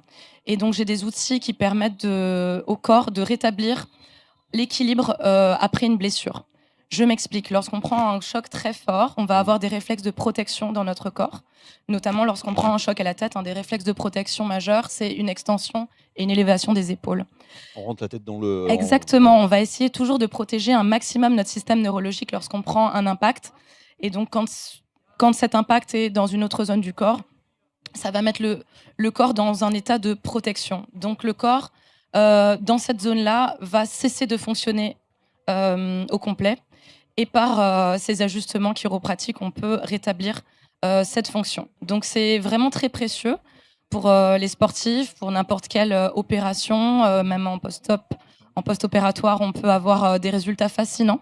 Je travaille beaucoup en collaboration avec des kinés et d'autres professions pour qu'on puisse faire un travail complet sur le patient. Donc, il va d'abord me consulter pour que je réaligne sa posture et que j'enlève les mémoires de traumatisme. Mmh. Puis, il peut par la suite faire du renforcement avec son kiné. Voilà, Que la c'est personne propre. arrête de se protéger constamment et instinctivement. Exactement. C'est une notion qui est quand même relativement peu connue. Mmh. Mais voilà, ça a été intégré par la kinésiologie appliquée en chiropraxie. Et à vrai dire, les résultats sont vraiment bluffants. Toutes les deux, vous avez quand même un point commun, c'est que ça joue aussi là-haut. Voilà. Vraiment. Pour en revenir aux émotions, j'ai des techniques émotionnelles liées à la libération par le corps. Je me sers des méridiens d'acupuncture pour ça. La technique s'appelle NET, Neurological Emotional Technique. Mmh. Et c'est intéressant pour se libérer de certains schémas chroniques. Et parfois, ça implique d'avoir mal justement quelque part dans le dos, typiquement des lumbagos, des sciatiques chroniques. Il y a souvent une origine émotionnelle dans tout ça. Parce que si on a pas mal, on ne sait pas qu'on a mal quelque part. Voilà. Ça peut être silencieux. C'est parfois silencieux. L'intérêt des tests musculaires, donc par la kinésiologie appliquée en chiro, c'est vraiment de détecter l'origine du trouble. Donc on va prendre vraiment le temps d'analyser le corps au complet, des pieds jusqu'à la tête, et les muscles vont nous indiquer où est-ce qu'il y a la lésion et quels sont les liens avec les organes, les méridiens, l'esprit et le corps. C'est quand même relativement complet. Et vos pratiques, on peut les démarrer dès qu'on est bébé? Alors en effet, je me suis aussi spécialisée en pédiatrie il y a quelques années. Les naissances sont souvent la source des problématiques chez l'enfant. Mmh. Elles sont trop assistées parfois. Parfois c'est nécessaire pour la survie du bébé et on est bien content pour ça. Mais il est super précieux de pouvoir avoir un alignement même quand on est bébé, parce que ça va libérer vraiment le bébé de certains troubles chroniques comme les reflux et puis les troubles du sommeil. Ça aide beaucoup les parents. Et autant l'une que l'autre, on peut commencer à pratiquer sur des patients à partir de quel âge au minimum? Alors, pour ma part, on peut commencer dès bébé. Alors, pour les bébés, on va commencer à stimuler des points énergétiques par le massage, par exemple. Faut savoir que les réseaux de méridiens se forment 15 jours après la conception, chez l'être humain comme chez les animaux. Ok. Donc, c'est une pratique qui est utilisée aussi chez les animaux. Je travaille beaucoup avec les chevaux, par exemple. Les chevaux aussi? Oui, les chevaux. Et ils sont très réceptifs. Les chevaux de course également. On les Ouais. prépare à la compétition. Et comme chez l'être humain, on a exactement le même process, c'est-à-dire qu'avant la compétition, on va détendre l'être, que ce soit le cheval ou le sportif. On va stimuler des réseaux nerveux pour favoriser une détente musculaire. Et après la compétition, on va soigner les différents traumas qu'il y a eu, des déchirures musculaires, des entorses, etc. Parce que ça va favoriser en fait l'accélération de la guérison. Et exactement comme Laurence, je travaille en collaboration avec des kinés. Et c'est très intéressant parce que vraiment nos travaux sont complémentaires. Les kinés font leur travail mécanique et je fais le suivi pour le travail émotionnel, par exemple. Donc, c'est des pratiques qui sont complémentaires. Et dans le monde du sport, pour en revenir au monde du sport, parce qu'on est là un peu pour ça Parce que aujourd'hui, je suis en train d'imaginer l'acupuncture sur les chevaux. Je Ouais, me dis la c'est- taille des aiguilles, c'est pas les mêmes. c'est des aiguilles beaucoup plus longues. Ah oui, j'imagine, parce que Voilà. là, il faut y aller quand même. C'est... Les points d'acupuncture T'inquiète. sont similaires. Non, mais ça m'intéresse. C'est pas que ça m'inquiète, ça m'intéresse. Elles sont un peu plus longues, effectivement, et un peu plus solides, parce que c'est pas le même épiderme. Oui. C'est- Et il faut qu'il reste calme, le Ils canasson, sont très quand même. calmes. Ils sont très calmes pendant la séance. Après la séance, ils sont très calmes et on a des effets notables. C'est-à-dire que là, on ne peut pas tricher. Il n'y a pas d'effet placebo. C'est ce si qu'on vous appelle voulez. un remède de cheval. Absolument. Voilà. Pour en revenir au sport, justement, qu'est-ce que je voulais dire pour en revenir au sport, au domaine du sport? Ça y est, j'ai perdu le fil. Voilà. J'ai perdu le fil. Par Voilà. rapport à l'acupression, j'imagine. Oui, on peut aussi faire de l'acupression pour les personnes qui ne souhaitent pas se faire piquer parce qu'il y a la peur des aiguilles ou autre. On peut utiliser des points d'acupression tout aussi efficaces. Hein. Donc, c'est pas aussi profond, mais c'est tout aussi efficace pour soulager Je confirme. des douleurs. Et voilà, Laurence travaille sur les méridiens et sur les points d'acupuncture avec l'acupression. J'essaie de me remémorer toujours ce que je voulais dire par rapport Ça au va sport, revenir. mais ça va Ça revenir. va revenir. Alors, en parlant de sport, donc vous êtes ici aujourd'hui avec nous. Qui c'est qui vous a invité? Alors, Professeur. c'est Romain Angeli. Et ça fait bien longtemps que j'ai suivi beaucoup des sportifs qui sont ici aujourd'hui. Pas mal de blessures ces 10 dernières années. Voilà, dans les équipes de foot. Donc voilà, ils m'ont envoyé beaucoup de monde, je les remercie d'ailleurs.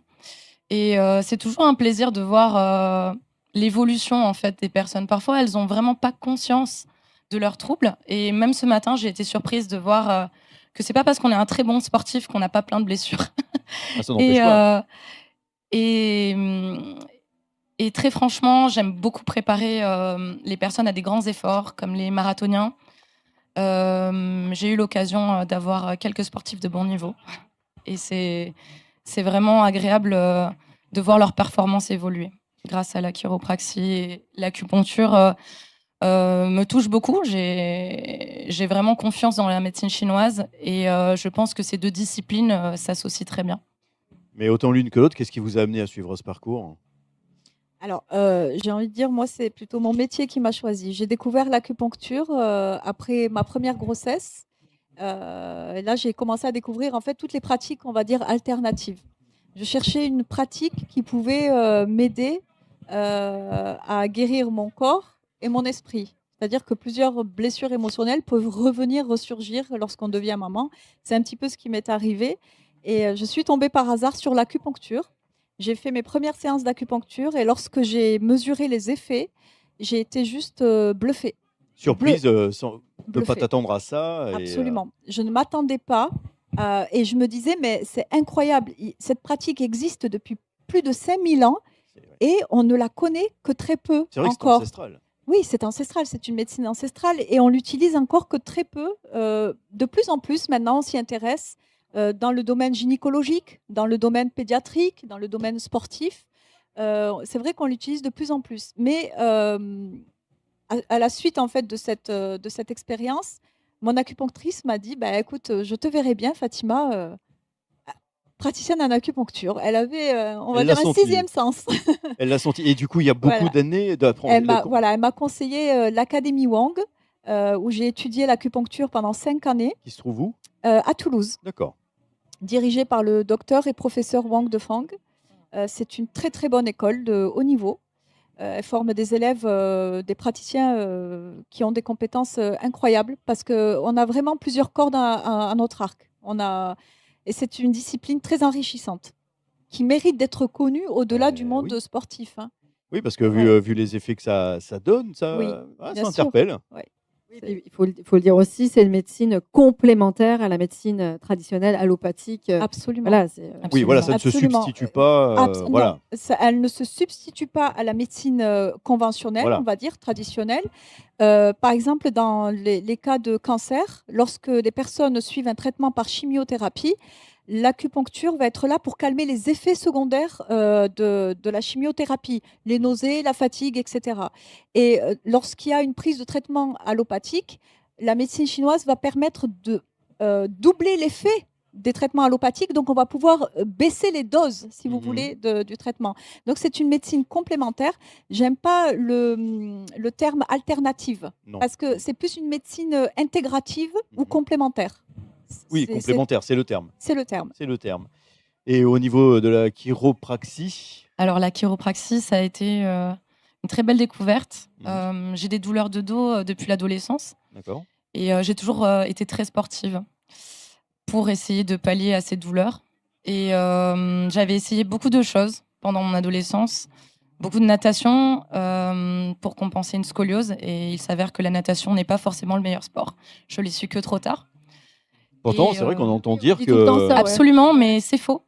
d'accord. Parce que c'est souvent un problème de manque de repères et d'ancrage quand on a une scoliose. OK. Il y a plein de raisons à la scoliose, donc on va pas s'étaler là-dessus. Mais j'avais très mal au dos et à mes 18 ans, j'ai découvert la chiropraxie pendant mes études de médecine. Mes parents m'avaient poussée à faire médecine parce que je voulais faire de la médecine traditionnelle chinoise. Et donc, comme il fallait un diplôme reconnu, ils m'avaient pas poussée vers cette voie-là à l'époque. Donc, je suis partie en médecine et c'était pas ce que je voulais faire. Et pendant ces études, j'ai rencontré un chiropracteur à Montpellier qui m'a soigné le dos en 2 séances. J'avais des migraines très fortes depuis l'adolescence et en fait, c'était parce que j'avais les cervicales bloquées. Et en 2 séances, c'était terminé. Et il m'a vraiment poussée à aller vers ce métier en me disant qu'en plus, j'avais du magnétisme et je le savais pas. Il s'avère que pour l'anecdote, quand j'ai commencé mes études de chiropraxie et que j'ai dit à ma grand-mère que j'étais partie dans ces études-là, elle m'a dit « Ah ben en fait, mais t'as fait comme ton grand-père, ton arrière-grand-père et ton arrière-arrière-grand-père. » Sans le savoir, Sans le savoir. suivre le même en chemin. fait, ils étaient rebouteux. D'accord. C'est peut-être un peu hors sujet, mais c'est rigolo, j'aime Non, bien non, cette histoire. mmh. Et donc, dans ma famille, il y avait des dons de savoir remettre les articulations en place sans même avoir les connaissances.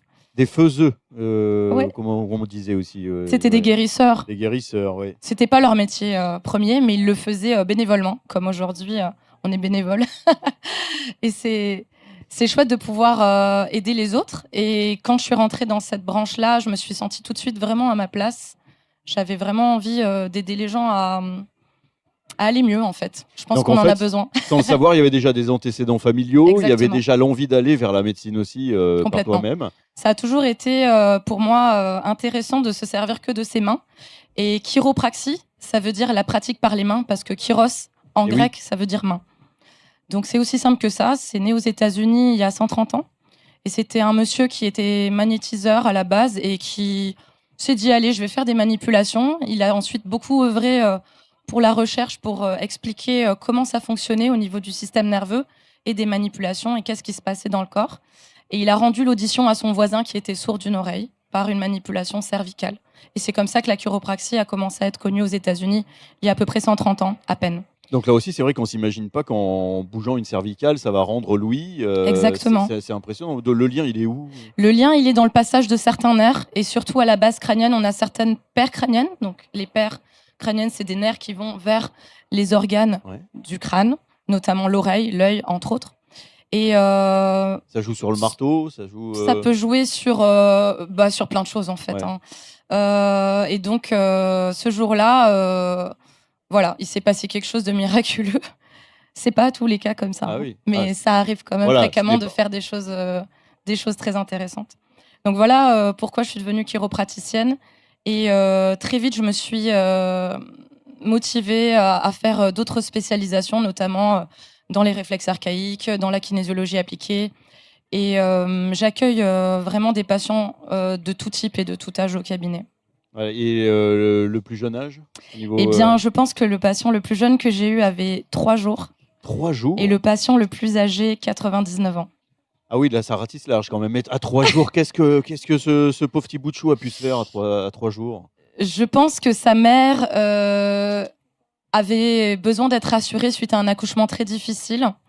Et comme je l'ai suivi toute sa grossesse, puisque les femmes enceintes souffrent souvent de maux de dos, Mmh. parce que les ligaments deviennent plus laxes à cause des hormones, elles se bloquent un petit peu plus facilement. Donc on peut être un bon soutien pour les femmes enceintes. Et puis quand elles voient ce que ça fait sur elles, elles se disent ben, pourquoi pas vérifier sur mon bébé Bien s'il y a sûr. des choses à améliorer. Surtout après des accouchements compliqués comme avec Exactement. forceps et tout ça, ça peut, Exactement. D'ailleurs, ça fait partie des mémoires de trauma que j'aime beaucoup travailler. d'accord. Toutes les mémoires en lien avec la naissance. Et le petit bout de chou de 99 ans, qu'est-ce qui lui est arrivé? Le monsieur de 99 ans, eh bien, il perdait un peu son autonomie, un peu. D'accord. Donc bravo à lui.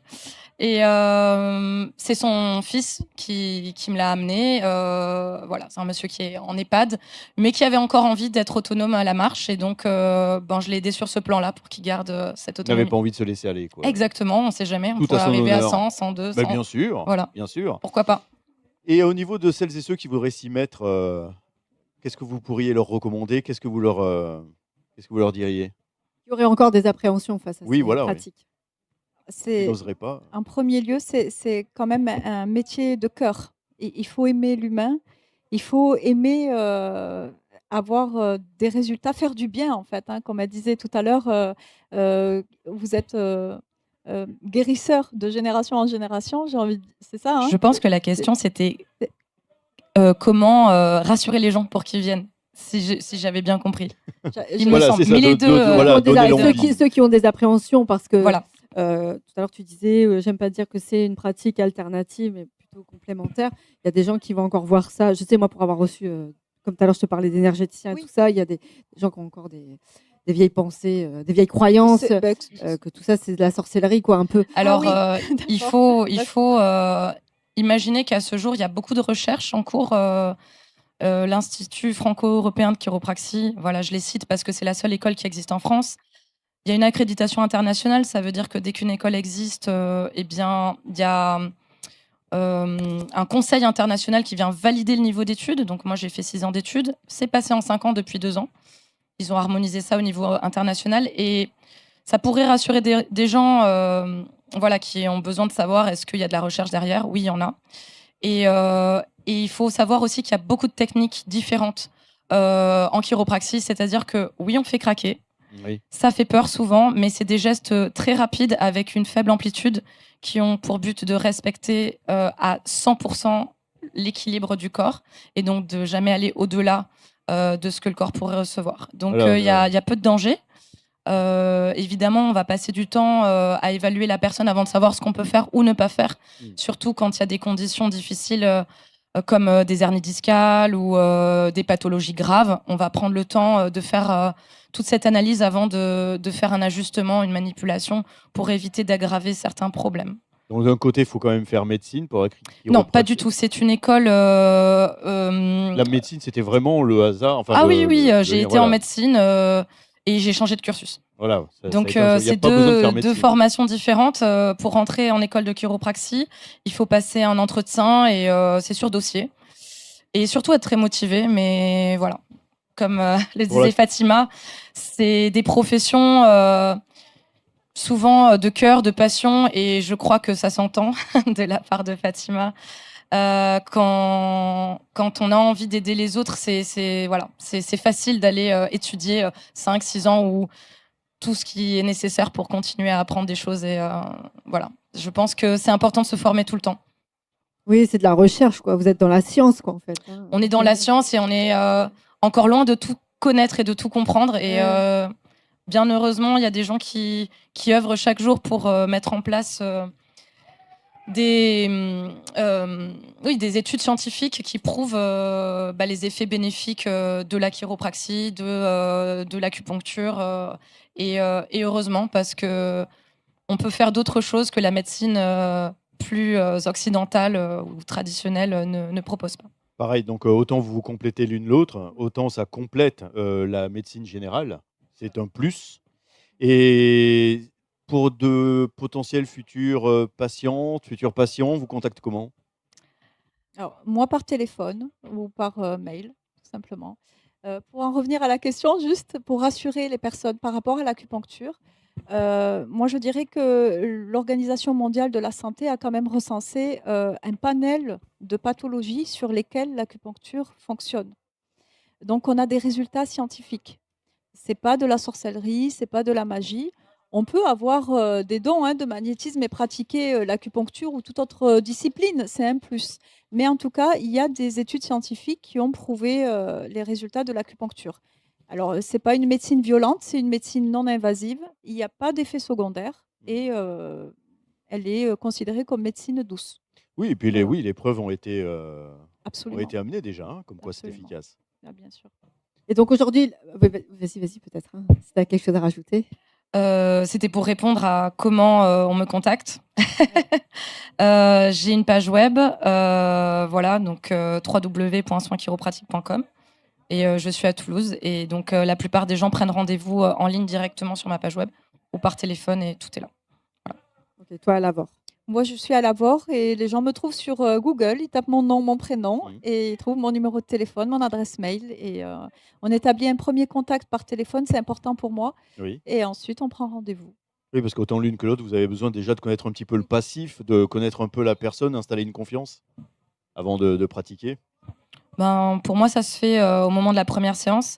Je dois reconnaître que j'ai beaucoup de bouche à oreille et donc les gens viennent déjà avec, souvent le retour d'un collègue, d'un ami ou de quelqu'un qui m'a déjà consulté, ce qui est plutôt rassurant et donc je fais, une anamnèse, donc je prends le temps de discuter avec la personne avant de travailler et ben, je suis toujours disponible pour répondre, à toutes leurs questions donc il faut surtout pas hésiter.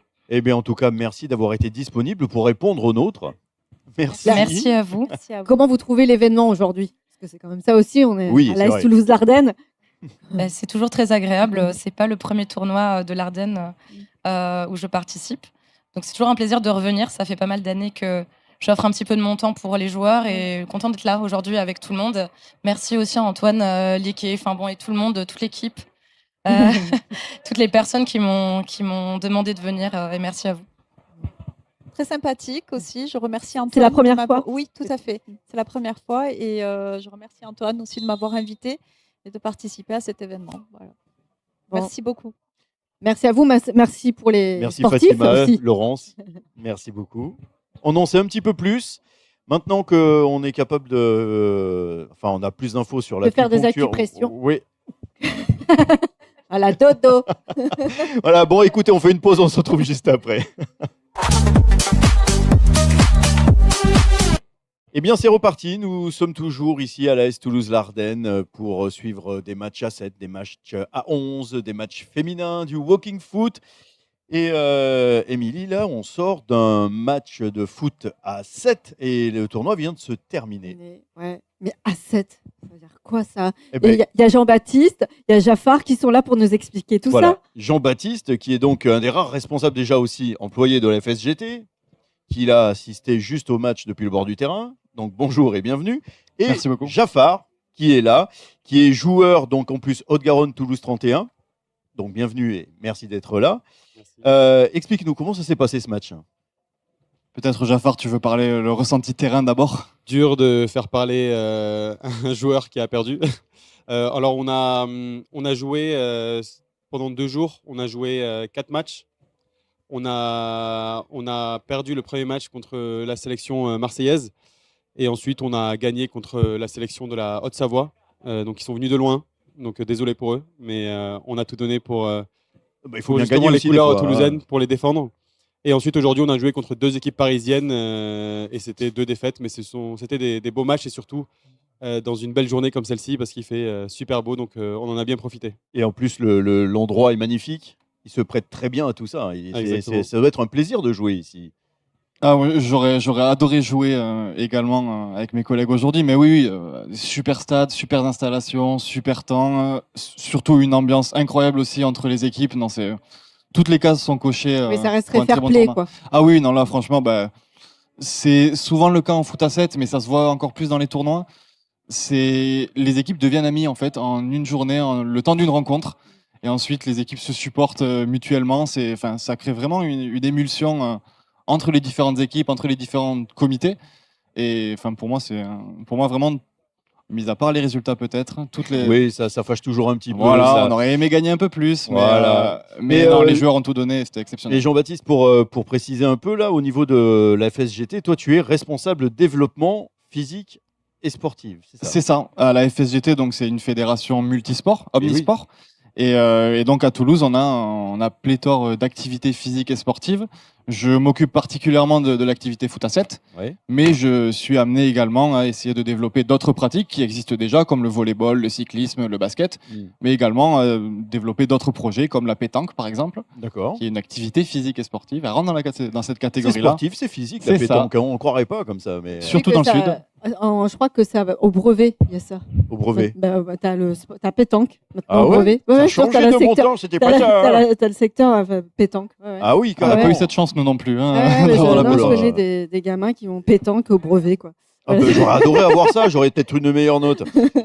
Jafar, il y a une particularité sur le foot à 7, il y a de l'auto-arbitrage. Explique-nous ça, parce que il faut quand même être honnête dans l'histoire. Il ne faut pas dire il y a quoi, faute déjà, là où il n'y a pas faute. Ou... C'est quoi la différence finalement Oui, c'est entre quoi le foot à l'auto-arbitrage en fait Alors, l'auto-arbitrage, c'est le fait de s'auto-arbitrer. Donc, c'est vrai qu'on a l'habitude en foot à 11 d'avoir toujours un arbitre, souvent vêtu d'un haut jaune ou noir, qu'on peut voir à la télé. Là, en foot à 7, je ne sais pas si c'est une question de budget, mais, mais non, généralement, donc, ça fait partie justement des règles et de la pratique.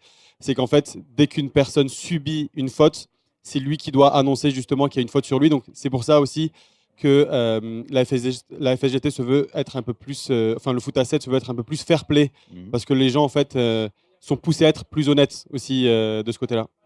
Et au niveau du foot à 7, si je ne m'abuse, il y a en tout 130 équipes qui existent, c'est ça? C'est ça, 130 équipes uniquement donc, pour le comité de Haute-Garonne. Et 130 équipes divisées en 7 poules de niveau, avec en plus une poule réservée à la pratique mixte. Alors justement, il y a ça, voilà, il y a aussi, donc si j'ai bien compris, on peut mettre minimum ou maximum 3 joueuses dans une équipe masculine à la base, enfin pour faire du mix. Alors déjà, le foot à 7 auto-arbitré à la FSGT est ouvert à tout le monde, sans la moindre restriction. Bon, je crois que la limite d'âge c'est 16 ans, c'est tout. Au-dessus de 16 ans, c'est tout. Et après, pour la poule mixte, en effet, l'une des règles qui est un peu différente des autres poules, c'est que la présence de 3 filles sur le terrain est obligatoire tout le long de la rencontre. Ça peut être plus, mais ça peut pas être moins. D'accord. Ça permet quand même d'obliger les équipes à avoir un effectif avec maximum de parité. Et qui pratique ce foot à 7? Alors, qui pratique Donc, moi, personnellement, j'ai fait du foot à 11 jusqu'à mes 13 ans. D'accord. Et ensuite, j'ai fait un peu de futsal. Puis, je me suis mis au foot à 7, passé les 27-28 ans. Et j'ai l'impression que la plupart, justement, des pratiquants de foot à 7 sont des ex-joueurs de foot à 11. Oui. Où, en fait, ils ont joué généralement à bon niveau.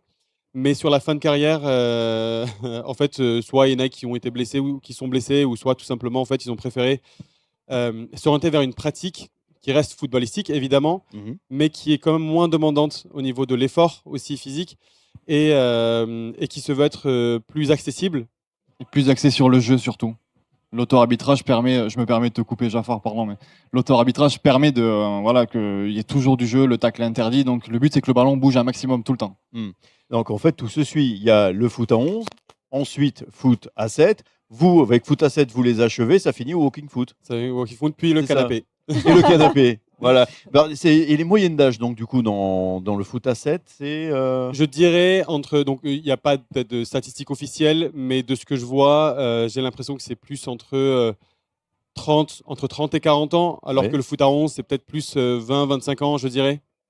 Donc c'est vrai que c'est un vrai honneur pour nous aussi, en tant que pratiquants de foot à 7, de participer à des tournois nationaux de cette envergure-là, parce qu'en fait, moi, le dernier tournoi national que j'ai fait, j'avais 13 ans.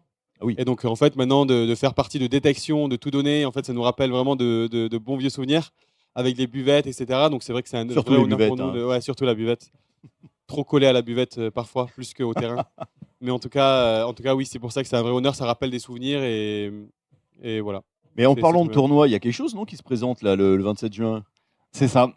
Ici même, donc Ouais. à l'AS Toulouse-Larden, alors la FSGT a pour habitude d'organiser un tournoi de fin de saison ouvert à toutes les équipes, donc aux 130 équipes. Mhm.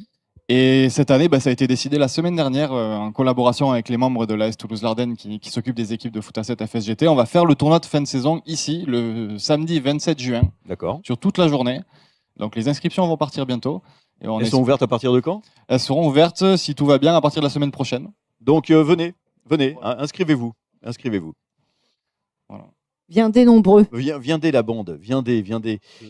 Et donc après le foot à 7, vous pensez partir sur le walking foot ou pas On a regardé un peu les meilleures actions pour voir notre futur. On s'est projeté. Voilà, oui, vous avez vu ce qui vous attend. En fait, j'ai l'impression que les pratiquants de football, ils veulent vraiment jamais arrêter. C'est pour ça qu'en fait, il y a. Jusqu'au bout. Ouais. C'est jusqu'au bout. Ouais. Quand ça vous tient. Ouais. Et le football à 7, bon, tu parlais que il y avait des équipes mixtes. Ouais. Est-ce qu'il y a des équipes comme le foot à 11 vraiment féminines? Alors là, pour le moment, on n'en a pas, mais c'est vrai que c'est un objectif vers lequel on aimerait tendre. C'est-à-dire qu'il y ait également, à côté de la poule mixte, qui devra toujours exister, mais qu'on puisse réussir à faire également une poule féminine. Et donc ça passe par le développement d'abord de cette poule mixte-là, et essayer peut-être, avec le temps, tendre vers également rajouter une poule féminine. On y travaille grâce aux clubs comme l'Ardenne notamment, qui travaillent aussi sur le sujet. Ça permet de développer ça. Oui, d'après ce que tu disais, le foot quand même féminin se développe beaucoup en Haute-Garonne. C'est ça. Alors la pratique mixte et féminine dans l'ensemble se développe beaucoup en Haute-Garonne en FSGT, mais le foot en fait partie. On voit notamment, dans d'autres fédérations sportives, on voit en 3F le TFC féminine qui justement aujourd'hui joue sa montée en Ligue 1. Mhm. Donc c'est également signe d'une bonne santé du sport féminin dans la région, et on essaie tous de tirer dans le même sens. Voilà, il faut t'y mettre. Déjà, j'ai dit que j'allais mettre au walking foot. Oui, déjà, Faut pas tu être vois, partout. Enfin, quoi que. C'est pas mal déjà. Déjà pas mal. T'arrives à- Faites le chemin inverse. Ouais. Commencez par le walking foot, puis foot à 7, et ensuite foot à 11. Ouais, tu commences À doucement. 90 balais, tu sais. Voilà. Et ensuite, on vous interviewera. Voilà, doucement mais sûrement. Je hein, serai te la casse pas première quelque chose. peut-être à faire du foot à 11 à 90 balais. Et on ne sait jamais. C'est jamais. Faites d'autres sports sinon à côté? Alors, moi, je suis licencié FSGT foot à 7 et foot à 11. Donc, je fais les deux activités. Je n'ai pas encore fait complètement le transfert vers le foot à 7, mais ça va venir. Et après, j'ai fait du rugby, j'ai fait de la course, mais globalement, à la FSGT, c'était quand même toujours autour du foot, depuis le transfert, depuis la 3F. Et Jaffar, toi, Pour ça moi, a toujours été. En pratique, en tant que licencié officiel, ça a toujours été du foot, que ce soit foot à 11, futsal ou la foot à 7. Mais sinon, un peu de salle de sport par-ci par-là. Ouais, un peu de fonte. Il est musclé. Un peu de fonte, hein, Je quand suis en même. train de. En tout cas, merci Jaffar. Merci Merci à beaucoup, vous. Jean-Baptiste. Merci à vous. Donc, foot à 7. Bonne chance pour les matchs à venir, pour la suite. Et on compte sur vous le 27 juin aussi. Venez, viendez nombreux. Viendez nombreux. Et nous, on fait une pause et on se retrouve après.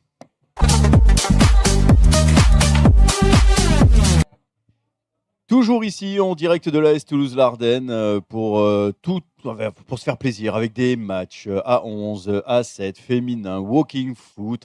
Et Émilie, Les partenaires. on est là. Les partenaires, on est bien là. On est bien, on est même. Il fait chaud quoi. Il fait chaud, oui, tu as chaud. J'avais En pas tout cas, prévu, ça fait moi. plaisir que tu sois là aujourd'hui parce que ça va mieux qu'hier quand même. Ça va mieux qu'hier. Voilà, oui. Les jours se suivent mais ne se ressemblent pas. C'est ça. J'ai Voilà. bien fait de venir parce qu'on est quand même bien entouré aujourd'hui. Exactement. Et nous avons notamment Patrick. Patrick, qui à ses heures perdues est postier, mais sinon, il est responsable des arbitres, notamment à la FSGT. Il s'occupe de la commission foot Haute-Garonne. Bonjour Patrick. Bonjour. Et nous avons également Thibaut, qui siège lui aussi à la FSGT, mais en tant que chargé développement. C'est ça, enchanté. Et tu viens de loin, tu arrives de la Seine-et-Marne. Effectivement. Et c'est trajet. une première fois pour toi ici. Tout à fait. Tout à fait. Première Fois à Toulouse, Ouais. mais première fois ici à l'Ardenne. Ok. Patrick, bon là, attendu Patrick, hein, déjà. Ancien arbitre fédéral quand même. Tout à fait. Ancien arbitre fédéral. Comment on devient arbitre fédéral Par la qualité. La qualité de l'arbitrage. Voilà, Déjà, non, à force d'arbitrer, parce que j'ai déjà arbitré depuis, je vais dire, l'âge de 18 ans. D'accord. J'en ai 60. Donc, j'ai pas mal C'était hier. d'expérience arbitrage. Et donc, j'ai commencé à arbitrer en Fédération française de football. D'accord. Parce que j'étais mauvais joueur. Faut bien se recycler, hein. Il fallait des arbitres. Je faisais l'assistant dans mon petit club. Ouais. Et puis après, j'ai passé les cours, les examens. Et je suis arrivé jusqu'en Ligue, à la Ligue Midi-Pyrénées. Quand même. Et après, je voulais monter, mais c'était difficile, je dirais, politiquement. Oui. Voilà, entre les intouchables, les intouchés et tout. Et donc, j'avais des copains qui jouaient à FSGT. Et ils m'ont demandé si je voulais pas arbitrer avec eux. Mhm. Et c'est comme ça que je suis venu. On m'a proposé la formation en Haute-Garonne. Et après, au fur et à mesure, j'ai arbitré les matchs à un niveau, la Coupe de l'Aune. J'ai arbitré 2 finales de Coupe de l'Aune. Quand même. Et en 2000, j'ai été Au Brésil. sélectionné voilà, avec Oui. l'équipe fédérale pour représenter la France au CSIT, qu'on appelle. C'est un peu comme les Jeux Olympiques du sport travailliste. Le CFA Foot aussi. Le CFA voilà, Foot, ouais. oui, c'est le collectif fédéral des activités foot, dont j'ai fait partie voilà, dans les années 2000, où j'étais là aussi formateur des arbitres. Et toujours formateur aujourd'hui. Et toujours au niveau départemental. Quoi, maintenant. Alors, tu es surtout dans le foot à 11. Voilà, foot à 11. Il y a quand même dans le foot à 11, alors ça nous a surpris, il y a des règles assez originales quand même, qu'on ne retrouve pas ailleurs. Oui, tout à fait. Donc déjà, ça avait commencé par la sortie temporaire qu'on appelait le carton blanc. Oui. Où là, si un joueur s'énerve, on le met 5 minutes dehors. Il n'y a qu'avec la FSGT qu'on retrouve le carton blanc, il n'y a pas ailleurs. Ben, j'ai entendu dire que ça commençait à venir en 3F. D'accord. Voilà, mais nous, ça date depuis les années 90. Donc, oui, ça remonte déjà un peu. Ça remonte déjà. Après, on a aussi inventé l'exclusion temporaire pour le carton jaune aussi. Oui. Là, c'est 10 minutes dehors.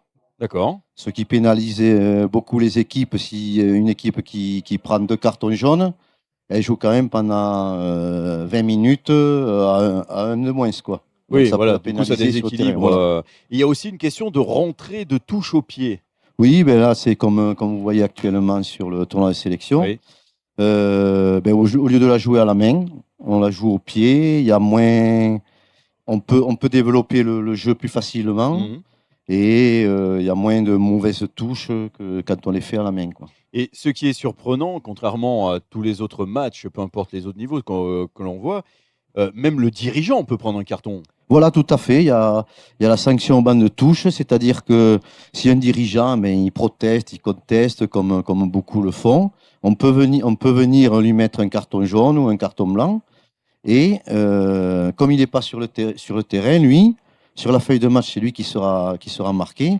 Mais pendant 10 minutes, il doit sortir un joueur du terrain. Ça fait que ça déséquilibre aussi. Là, En fait, on lui demande de choisir voilà, lui-même. de choisir un joueur à mettre dehors pendant 10 minutes. Sa punition, c'est de l'obliger à enlever lui-même un joueur. Si vous voulez, ces exclusions temporaires, c'est pour but de pénaliser l'équipe qui ne joue pas le jeu, quoi. Ok. Mais donc, j'ai l'impression qu'il y a des sanctions bien plus sévères sur le foot 11 avec la FSGT Au point de vue sanctions, effectivement, les barèmes des sanctions sont beaucoup plus sévères qu'à la 3F. Mais par exemple, là, au niveau du foot à 7, le foot à 7, lui, il y a l'auto-arbitrage, mais là, pour le A11, il y a carrément le double arbitrage. Voilà, c'est pour rattraper ou c'est pour... Non, l'arbitrage à 2. Et justement, il y en a beaucoup qui croient que parce qu'on est à 2 sur le terrain, on se fatigue moins, alors que bien au contraire, si on ne court pas, on fait que des erreurs. D'accord. Donc, on est à 2 sur le terrain et on suit le ballon comme... les arbitres, de toute façon, sur un terrain de foot, c'est la personne qui court le plus. Mhm. Ce sont les personnes qui courent le plus parce qu'ils suivent le ballon. Un joueur, il peut se reposer. Un défenseur, par exemple, une fois qu'il a dégagé le ballon, il est tranquille. C'est ça, hein, monsieur stopper. Tandis que l'arbitre, il faut qu'il suive parce que s'il est loin des actions, il peut pas réagir comme il faut. Et là, ça permet d'avoir plus facilement un œil. À 4 yeux comme ça pour faire moins d'erreurs. Je ne dis pas qu'on ne fait pas d'erreurs.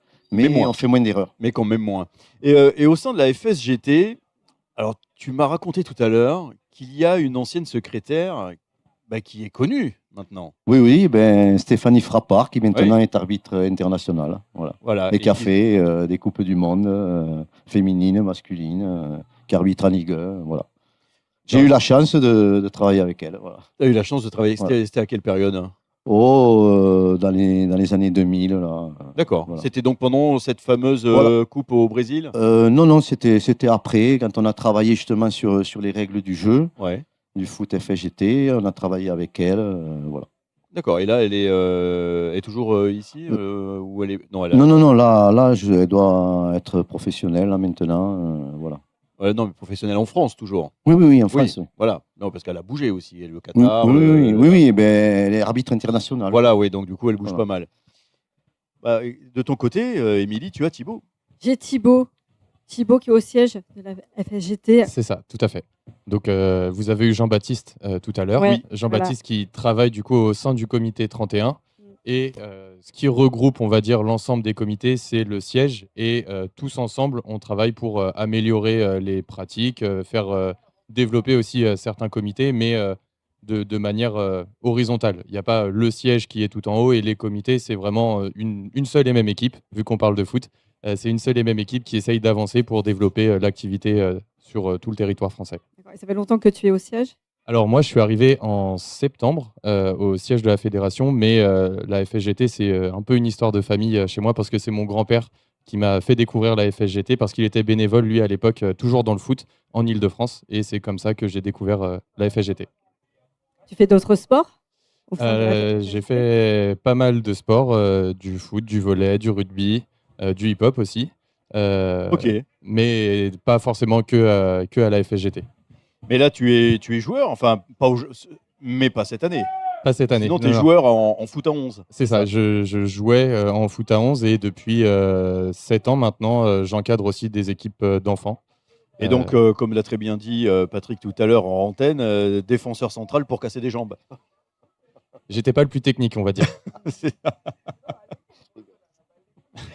Donc, tu viens de la Seine-et-Marne, c'est pour la première fois? C'est ça. Comment tu te sens là?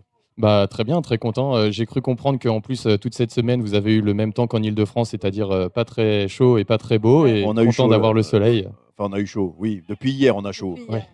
Mais on a eu chaud sur sur le fait qu'il ne faisait pas beau. Maintenant, enfin, on a eu le soleil. Et tu es content de cet événement ici, là? Très, très content. Ça fait un petit moment qu'on travaille et grand merci à l'AS Toulouse-Larden qui nous accueille, parce que ça fait vraiment quasiment 8 mois, 9 mois qu'on travaille dessus. Et là, de voir tous les matchs, de voir que tout le monde est content et que tout se passe bien, c'est un vrai plaisir.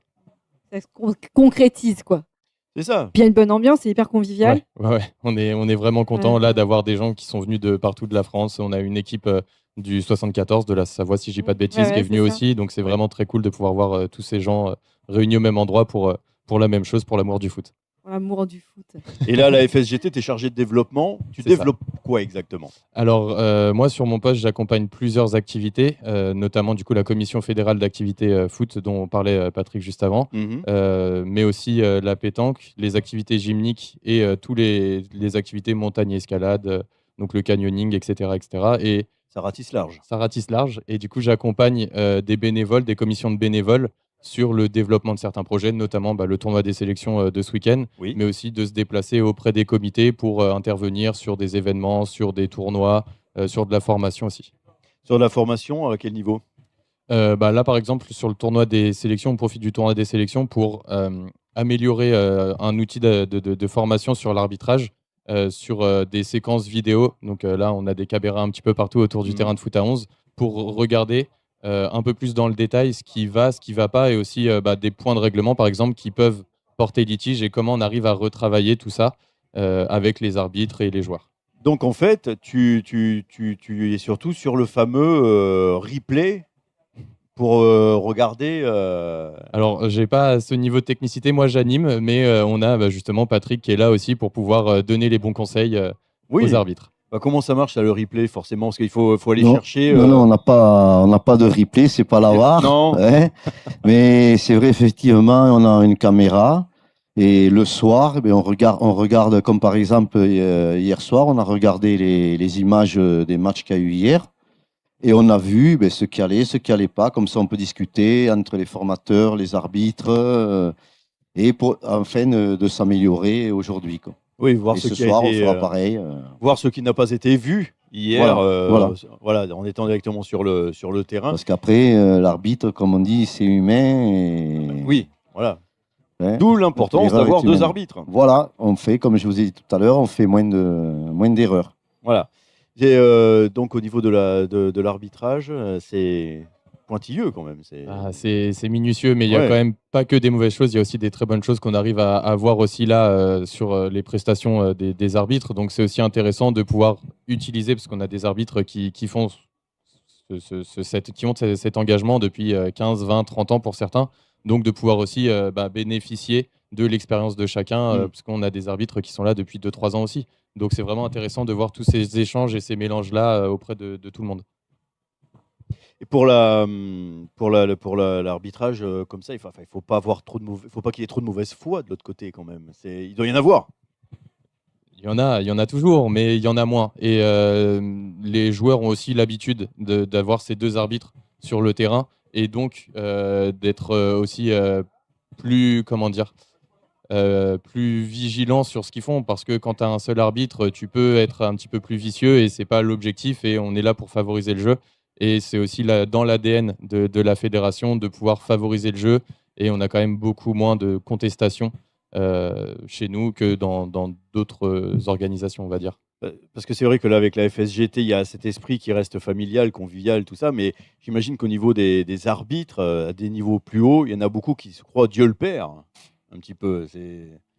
Mais c'est comme je te disais tout à l'heure, c'est le problème de l'arbitrage. Il y a, en plus, ça fait 40 ans que j'arbitre. Oui, quand même, ouais. Et c'est ce que j'ai remarqué. Il y a, chez certains arbitres, comment on dit, il y a un certain orgueil. C'est moi qui commande, c'est moi le maître, c'est moi Dieu, c'est moi. C'est ça. Voilà. Oui. Et le joueur qui arrive en face, tu te tais, sinon tu prends le carton. Et justement, l'arbitrage à 2, l'arbitrage FSGT, c'est pour améliorer tout ça. Et d'ailleurs, moi, je dis à mes arbitres, un arbitre FSGT, c'est un cadre. C'est un cadre de la FSGT. Il est là aussi pour comment on dit là, j'ai perdu le terme. Pour la formation, pour la représentation. Non, pour ça y est, je trouve. Ça reviendra. Ouais, ça reviendra. Mais de toute façon, c'est vrai que la FSGT. C'est pas un gendarme, quoi, Oui, sur le voilà. terrain. Alors que un arbitre tout seul, c'est comme je dis tout à l'heure, c'est moi le maître, c'est moi qui décide, quoi. Même si j'ai tort, c'est moi qui décide. Les valeurs de la FSGT prônent aussi l'humilité, du coup, donc forcément Voilà. l'arbitre doit s'y plier. Malgré qu'il y ait quand même des règles un peu plus dures avec la FSGT que sur les clubs plus grands, plus larges, au niveau national. Les clubs nationaux, ils ont des règles moins dures qu'avec la FSGT, des règles au niveau des sanctions, au niveau de. Ah oui, non, voilà, c'est les sanctions dans les autres fédérations. Elles sont plus légères. Je vais donner un exemple. Dans notre fédération, quelqu'un qui donne un coup de poing, il va prendre 4 matchs. Chez nous, il en prend 14. Quoi. Voilà. Donc, c'est un peu plus sévère quand même, voilà. Mais ça oblige à rester dans les clous. Voilà. Surtout qu'en plus, il y a quand même pas mal de nouvelles règles qui sont, on va dire, tentées avec la FSGT au niveau du foot. Au niveau du A11, ce sont des règles c'est le laboratoire, quelque part. Voilà, tout à fait. Et on attend une approbation pour enfin les mettre officielles, ou comment ça se passe? C'est-à-dire que la FSGT, dans chaque, comme il disait Thibaut tout à l'heure, c'est une grande équipe, et chaque comité, en quelque sorte, est libre de ses applications. Et comme par exemple le recul des 10 mètres, quand il y a une contestation, l'idée, on l'a eu dans le 31, je dois le reconnaître. Ouais. Et on l'a essayé pendant une année dans nos compétitions, dans le 31. Les clubs ont trouvé ça génial et on l'a proposé à la fédération, qui l'a essayé en tournoi de sélection. Et après, c'est devenu une règle fédérale pour la Coupe de France, pour les compétitions fédérales. Le fait qu'il y ait des règles plus dures, est-ce que ça amène un peu plus de respect entre les Oui, joueurs? il y a quand même moins de problèmes que quand on regarde dans les autres fédérations, quoi. Du fait des sanctions plus lourdes, et puis de l'arbitrage à deux, et que c'est vrai que la FGT elle prône d'abord le respect de l'autre, le respect de soi-même et le respect de l'autre. La base. Les valeurs, Voilà. quoi. Les valeurs humaines. Voilà. Que Voilà, peut-être exactement. qu'on peut C'est les peut-être valeurs. perdre. D'ailleurs, moi, j'ai pas mis le teint là. L'adversaire, notre devise, c'est. Alors, je vais planter l'adversaire. Veni Vidi Vici. Non, non. L'adversaire, c'est le partenaire qui te fait progresser. Voilà, c'est ça. Je l'avais perdu. L'adversaire, C'est c'est le partenaire qui te fait progresser. Très joli. Exactement. Voilà, c'est la devise de la FGT. D'accord. Et ça veut tout dire. Ouais, exactement. Qu'est-ce qui l'a pondu, ça? Alors là, j'étais pas né. Moi non plus. D'accord, ok. Bon, en même temps, ça a 92 ans, la FSGT, en Voilà. même temps. Hein, donc, bon, quand même. Pour en arriver, par exemple, à être chargé de développement, comment t'es en arrivé là? J'ai fait une licence et un master en STAPS. En STAPS, donc c'est la filière universitaire du sport, on va dire. D'accord. Et après, ça s'est fait comme n'importe quel autre emploi, j'ai envie de dire, mais c'est surtout que c'était une envie de ma part de candidater. C'est-à-dire que c'était vraiment l'objectif de pouvoir rester dans le cercle de la FSGT, on va dire, là où j'avais pu avoir d'autres possibilités dans d'autres fédérations, mais sans les citer, notamment sur le foot, ça m'intéressait pas forcément de rejoindre cette fédération du fait que, comme pouvait le dire Patrick tout à l'heure, il y a les protégés, les protecteurs. Oui. Alors que là, on est vraiment, c'est vraiment plus un travail d'équipe et un travail associatif qui me plaît beaucoup plus. Qu'est-ce qui te plaît beaucoup plus? D'avoir justement cette notion d'éducation populaire qu'on valorise énormément. C'est-à-dire qu'il n'y a pas forcément un apprenant et des apprenants, il n'y a pas forcément un sachant, mais c'est vraiment un travail collectif qui peut nous permettre d'avancer. C'est pour ça qu'on a ces temps-là, par exemple, de tournoi des sélections qui nous permet d'avoir un peu ce laboratoire et de se mettre tous autour de la table, toutes et tous autour de la table un moment, et de se dire, justement, voilà, là, on va essayer ça. Est-ce que ça vous va? Est-ce que ça vous va pas? Est-ce que vous voulez qu'on essaye d'autres choses? Et que ce soit pas un modèle hyper descendant, hyper pyramidal, où il va y avoir la fédération, le siège de la fédération qui donne une instruction et tout le monde l'applique. C'est aussi la beauté du jeu, c'est de se dire que au 31, on a un règlement qui est appliqué de telle manière. À Marseille, on a un règlement qui est appliqué de telle manière. Et après, on est obligé de jouer avec toutes ces possibilités-là et de réussir à avancer ensemble. Donc en fait, tu es au cœur du labo, quoi. C'est ça. Oui. Mais c'est pas moi qui suis chercheur. Non, voilà. Non, mais chargé. C'est ça. Voilà, pas chercheur, mais chargé. Donc ça veut dire que, comme tu disais, à Marseille, ils ont ils essaient de faire leur tambouille. Ici, chacun fait la sienne. Et le système n'est pas pyramidal, mais horizontal. Tout à fait. Tout à fait. Bien plus simple et plus. Alors, plus simple, oui et non. Oui. Parce que du coup, on a aussi nos spécificités qui font qu'on est obligé de s'accorder à un moment. Quand même. On parlait du foot à 11, mais pareil pour le foot à 7. On a des épreuves fédérales qui regroupent du coup tous les comités sous un seul règlement. Et donc, c'est là où il faut aussi faire preuve de pédagogie pour que tout le monde puisse appliquer le règlement et comprendre le règlement aussi. Parce qu'il y a des spécificités qui sont propres à Toulouse, qui ne sont pas forcément appliquées en Savoie, en Indre-et-Loire ou autre. Chacun son truc. Chacun son truc. Non. Pour devenir arbitre, comment on fait pour donner l'envie de s'occuper de tous ces développements et d'être arbitre? Quels conseils on a envie de donner? Qu'est-ce qu'on a envie de dire aux jeunes? Lancez-vous là-dedans, vous allez voir, c'est génial. Il faut d'abord aimer le football. Oui, la base, déjà. Voilà. Oui. Si tu préfères le tricot ou la broderie. Voilà, c'est sûr. Ouais. Voilà, non, c'est aimer le football et puis vouloir faire évoluer les choses. Et puis après, apprendre les règles. Et moi, j'ai toujours...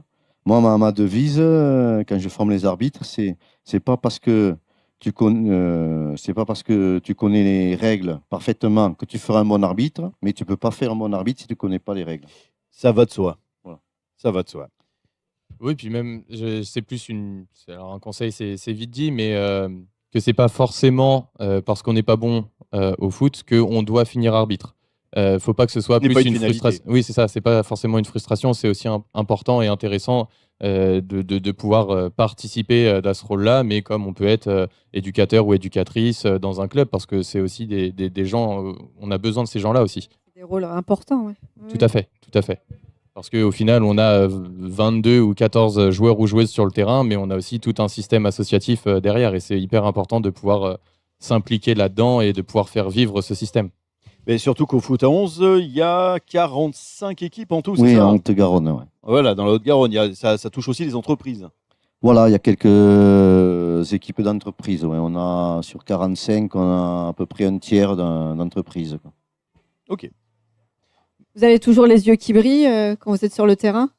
Ah, moi, vous voyez, là je suis nerveux de ne pas pouvoir aller arbitrer parce que bon, c'est ma passion et je me régale. Mais bon, je suis formateur là, donc. Voilà, On reste des gosses en fait quand on fait du foot. On reste des gosses quand on fait du foot. Ah ouais, mais bien sûr. À jamais. Il va arriver. Toi aussi Pareil, j'ai la jambe qui tremble depuis hier parce que j'ai envie de mettre les crampons et d'aller sur le terrain, mais comme Patrick, chacun ses responsabilités ce week-end. La passion, quand tu nous tiens, comme on dit, bah, Patrick n'a qu'à aller sur le bord du terrain et leur sortir le fameux ballon. On n'attend pas Patrick. Voilà, pourquoi pas. N'a qu'à leur sortir. En tout cas, merci à vous deux d'être passés nous Je voir. voudrais juste Oui, raconte. dire un dernier mot. Oui. C'est qu'on oppose souvent la Fédération française de football à la FGT. Mais on n'est pas en concurrence. Pas du tout, non. On n'est pas en concurrence parce que le but n'est pas le même. Ouais, nous, c'est de pouvoir, je vais dire, la 3F, c'est plus la compétitivité, la compétition et tout ça. Nous, il y a de la compétition aussi, mais comme disait Thibaut, dans l'équilibre, Ça reste bon enfant. dans l'amitié, voilà. Et je tenais à remercier le club de l'Ardenne parce que c'est un bon exemple que la 3F et la FGT, ça peut s'entendre. Parce qu'à l'Ardenne, ils ont beaucoup d'équipes de jeunes, de seniors, de filles de 3F, mais ils ont aussi un club FGT et qui joue au plus haut niveau en FGT qui va d'ailleurs monter en Ligue pour la saison prochaine. Ils ont fait une saison exemplaire. Mais vous voyez, c'est des installations du club 3F de l'Ardenne, mais ils nous accueillent pour faire la fête. Et il faut arrêter, je lance un message aux gens de la 3F, il faut arrêter de mettre en concurrence les deux fédérations. Les guéguerres d'ego un peu, quoi. En plus, inutile. Très inutile. Très inutile. Bon, on va se la jouer un peu Drucker. On va dire merci Romain. Mais Romain, Merci, tu nous Romain. regardes. Merci. Voilà. Ben, en tout cas, merci à vous deux aussi. Merci d'être à vous passés aussi. nous Merci voir. beaucoup. Et on se fait une pause.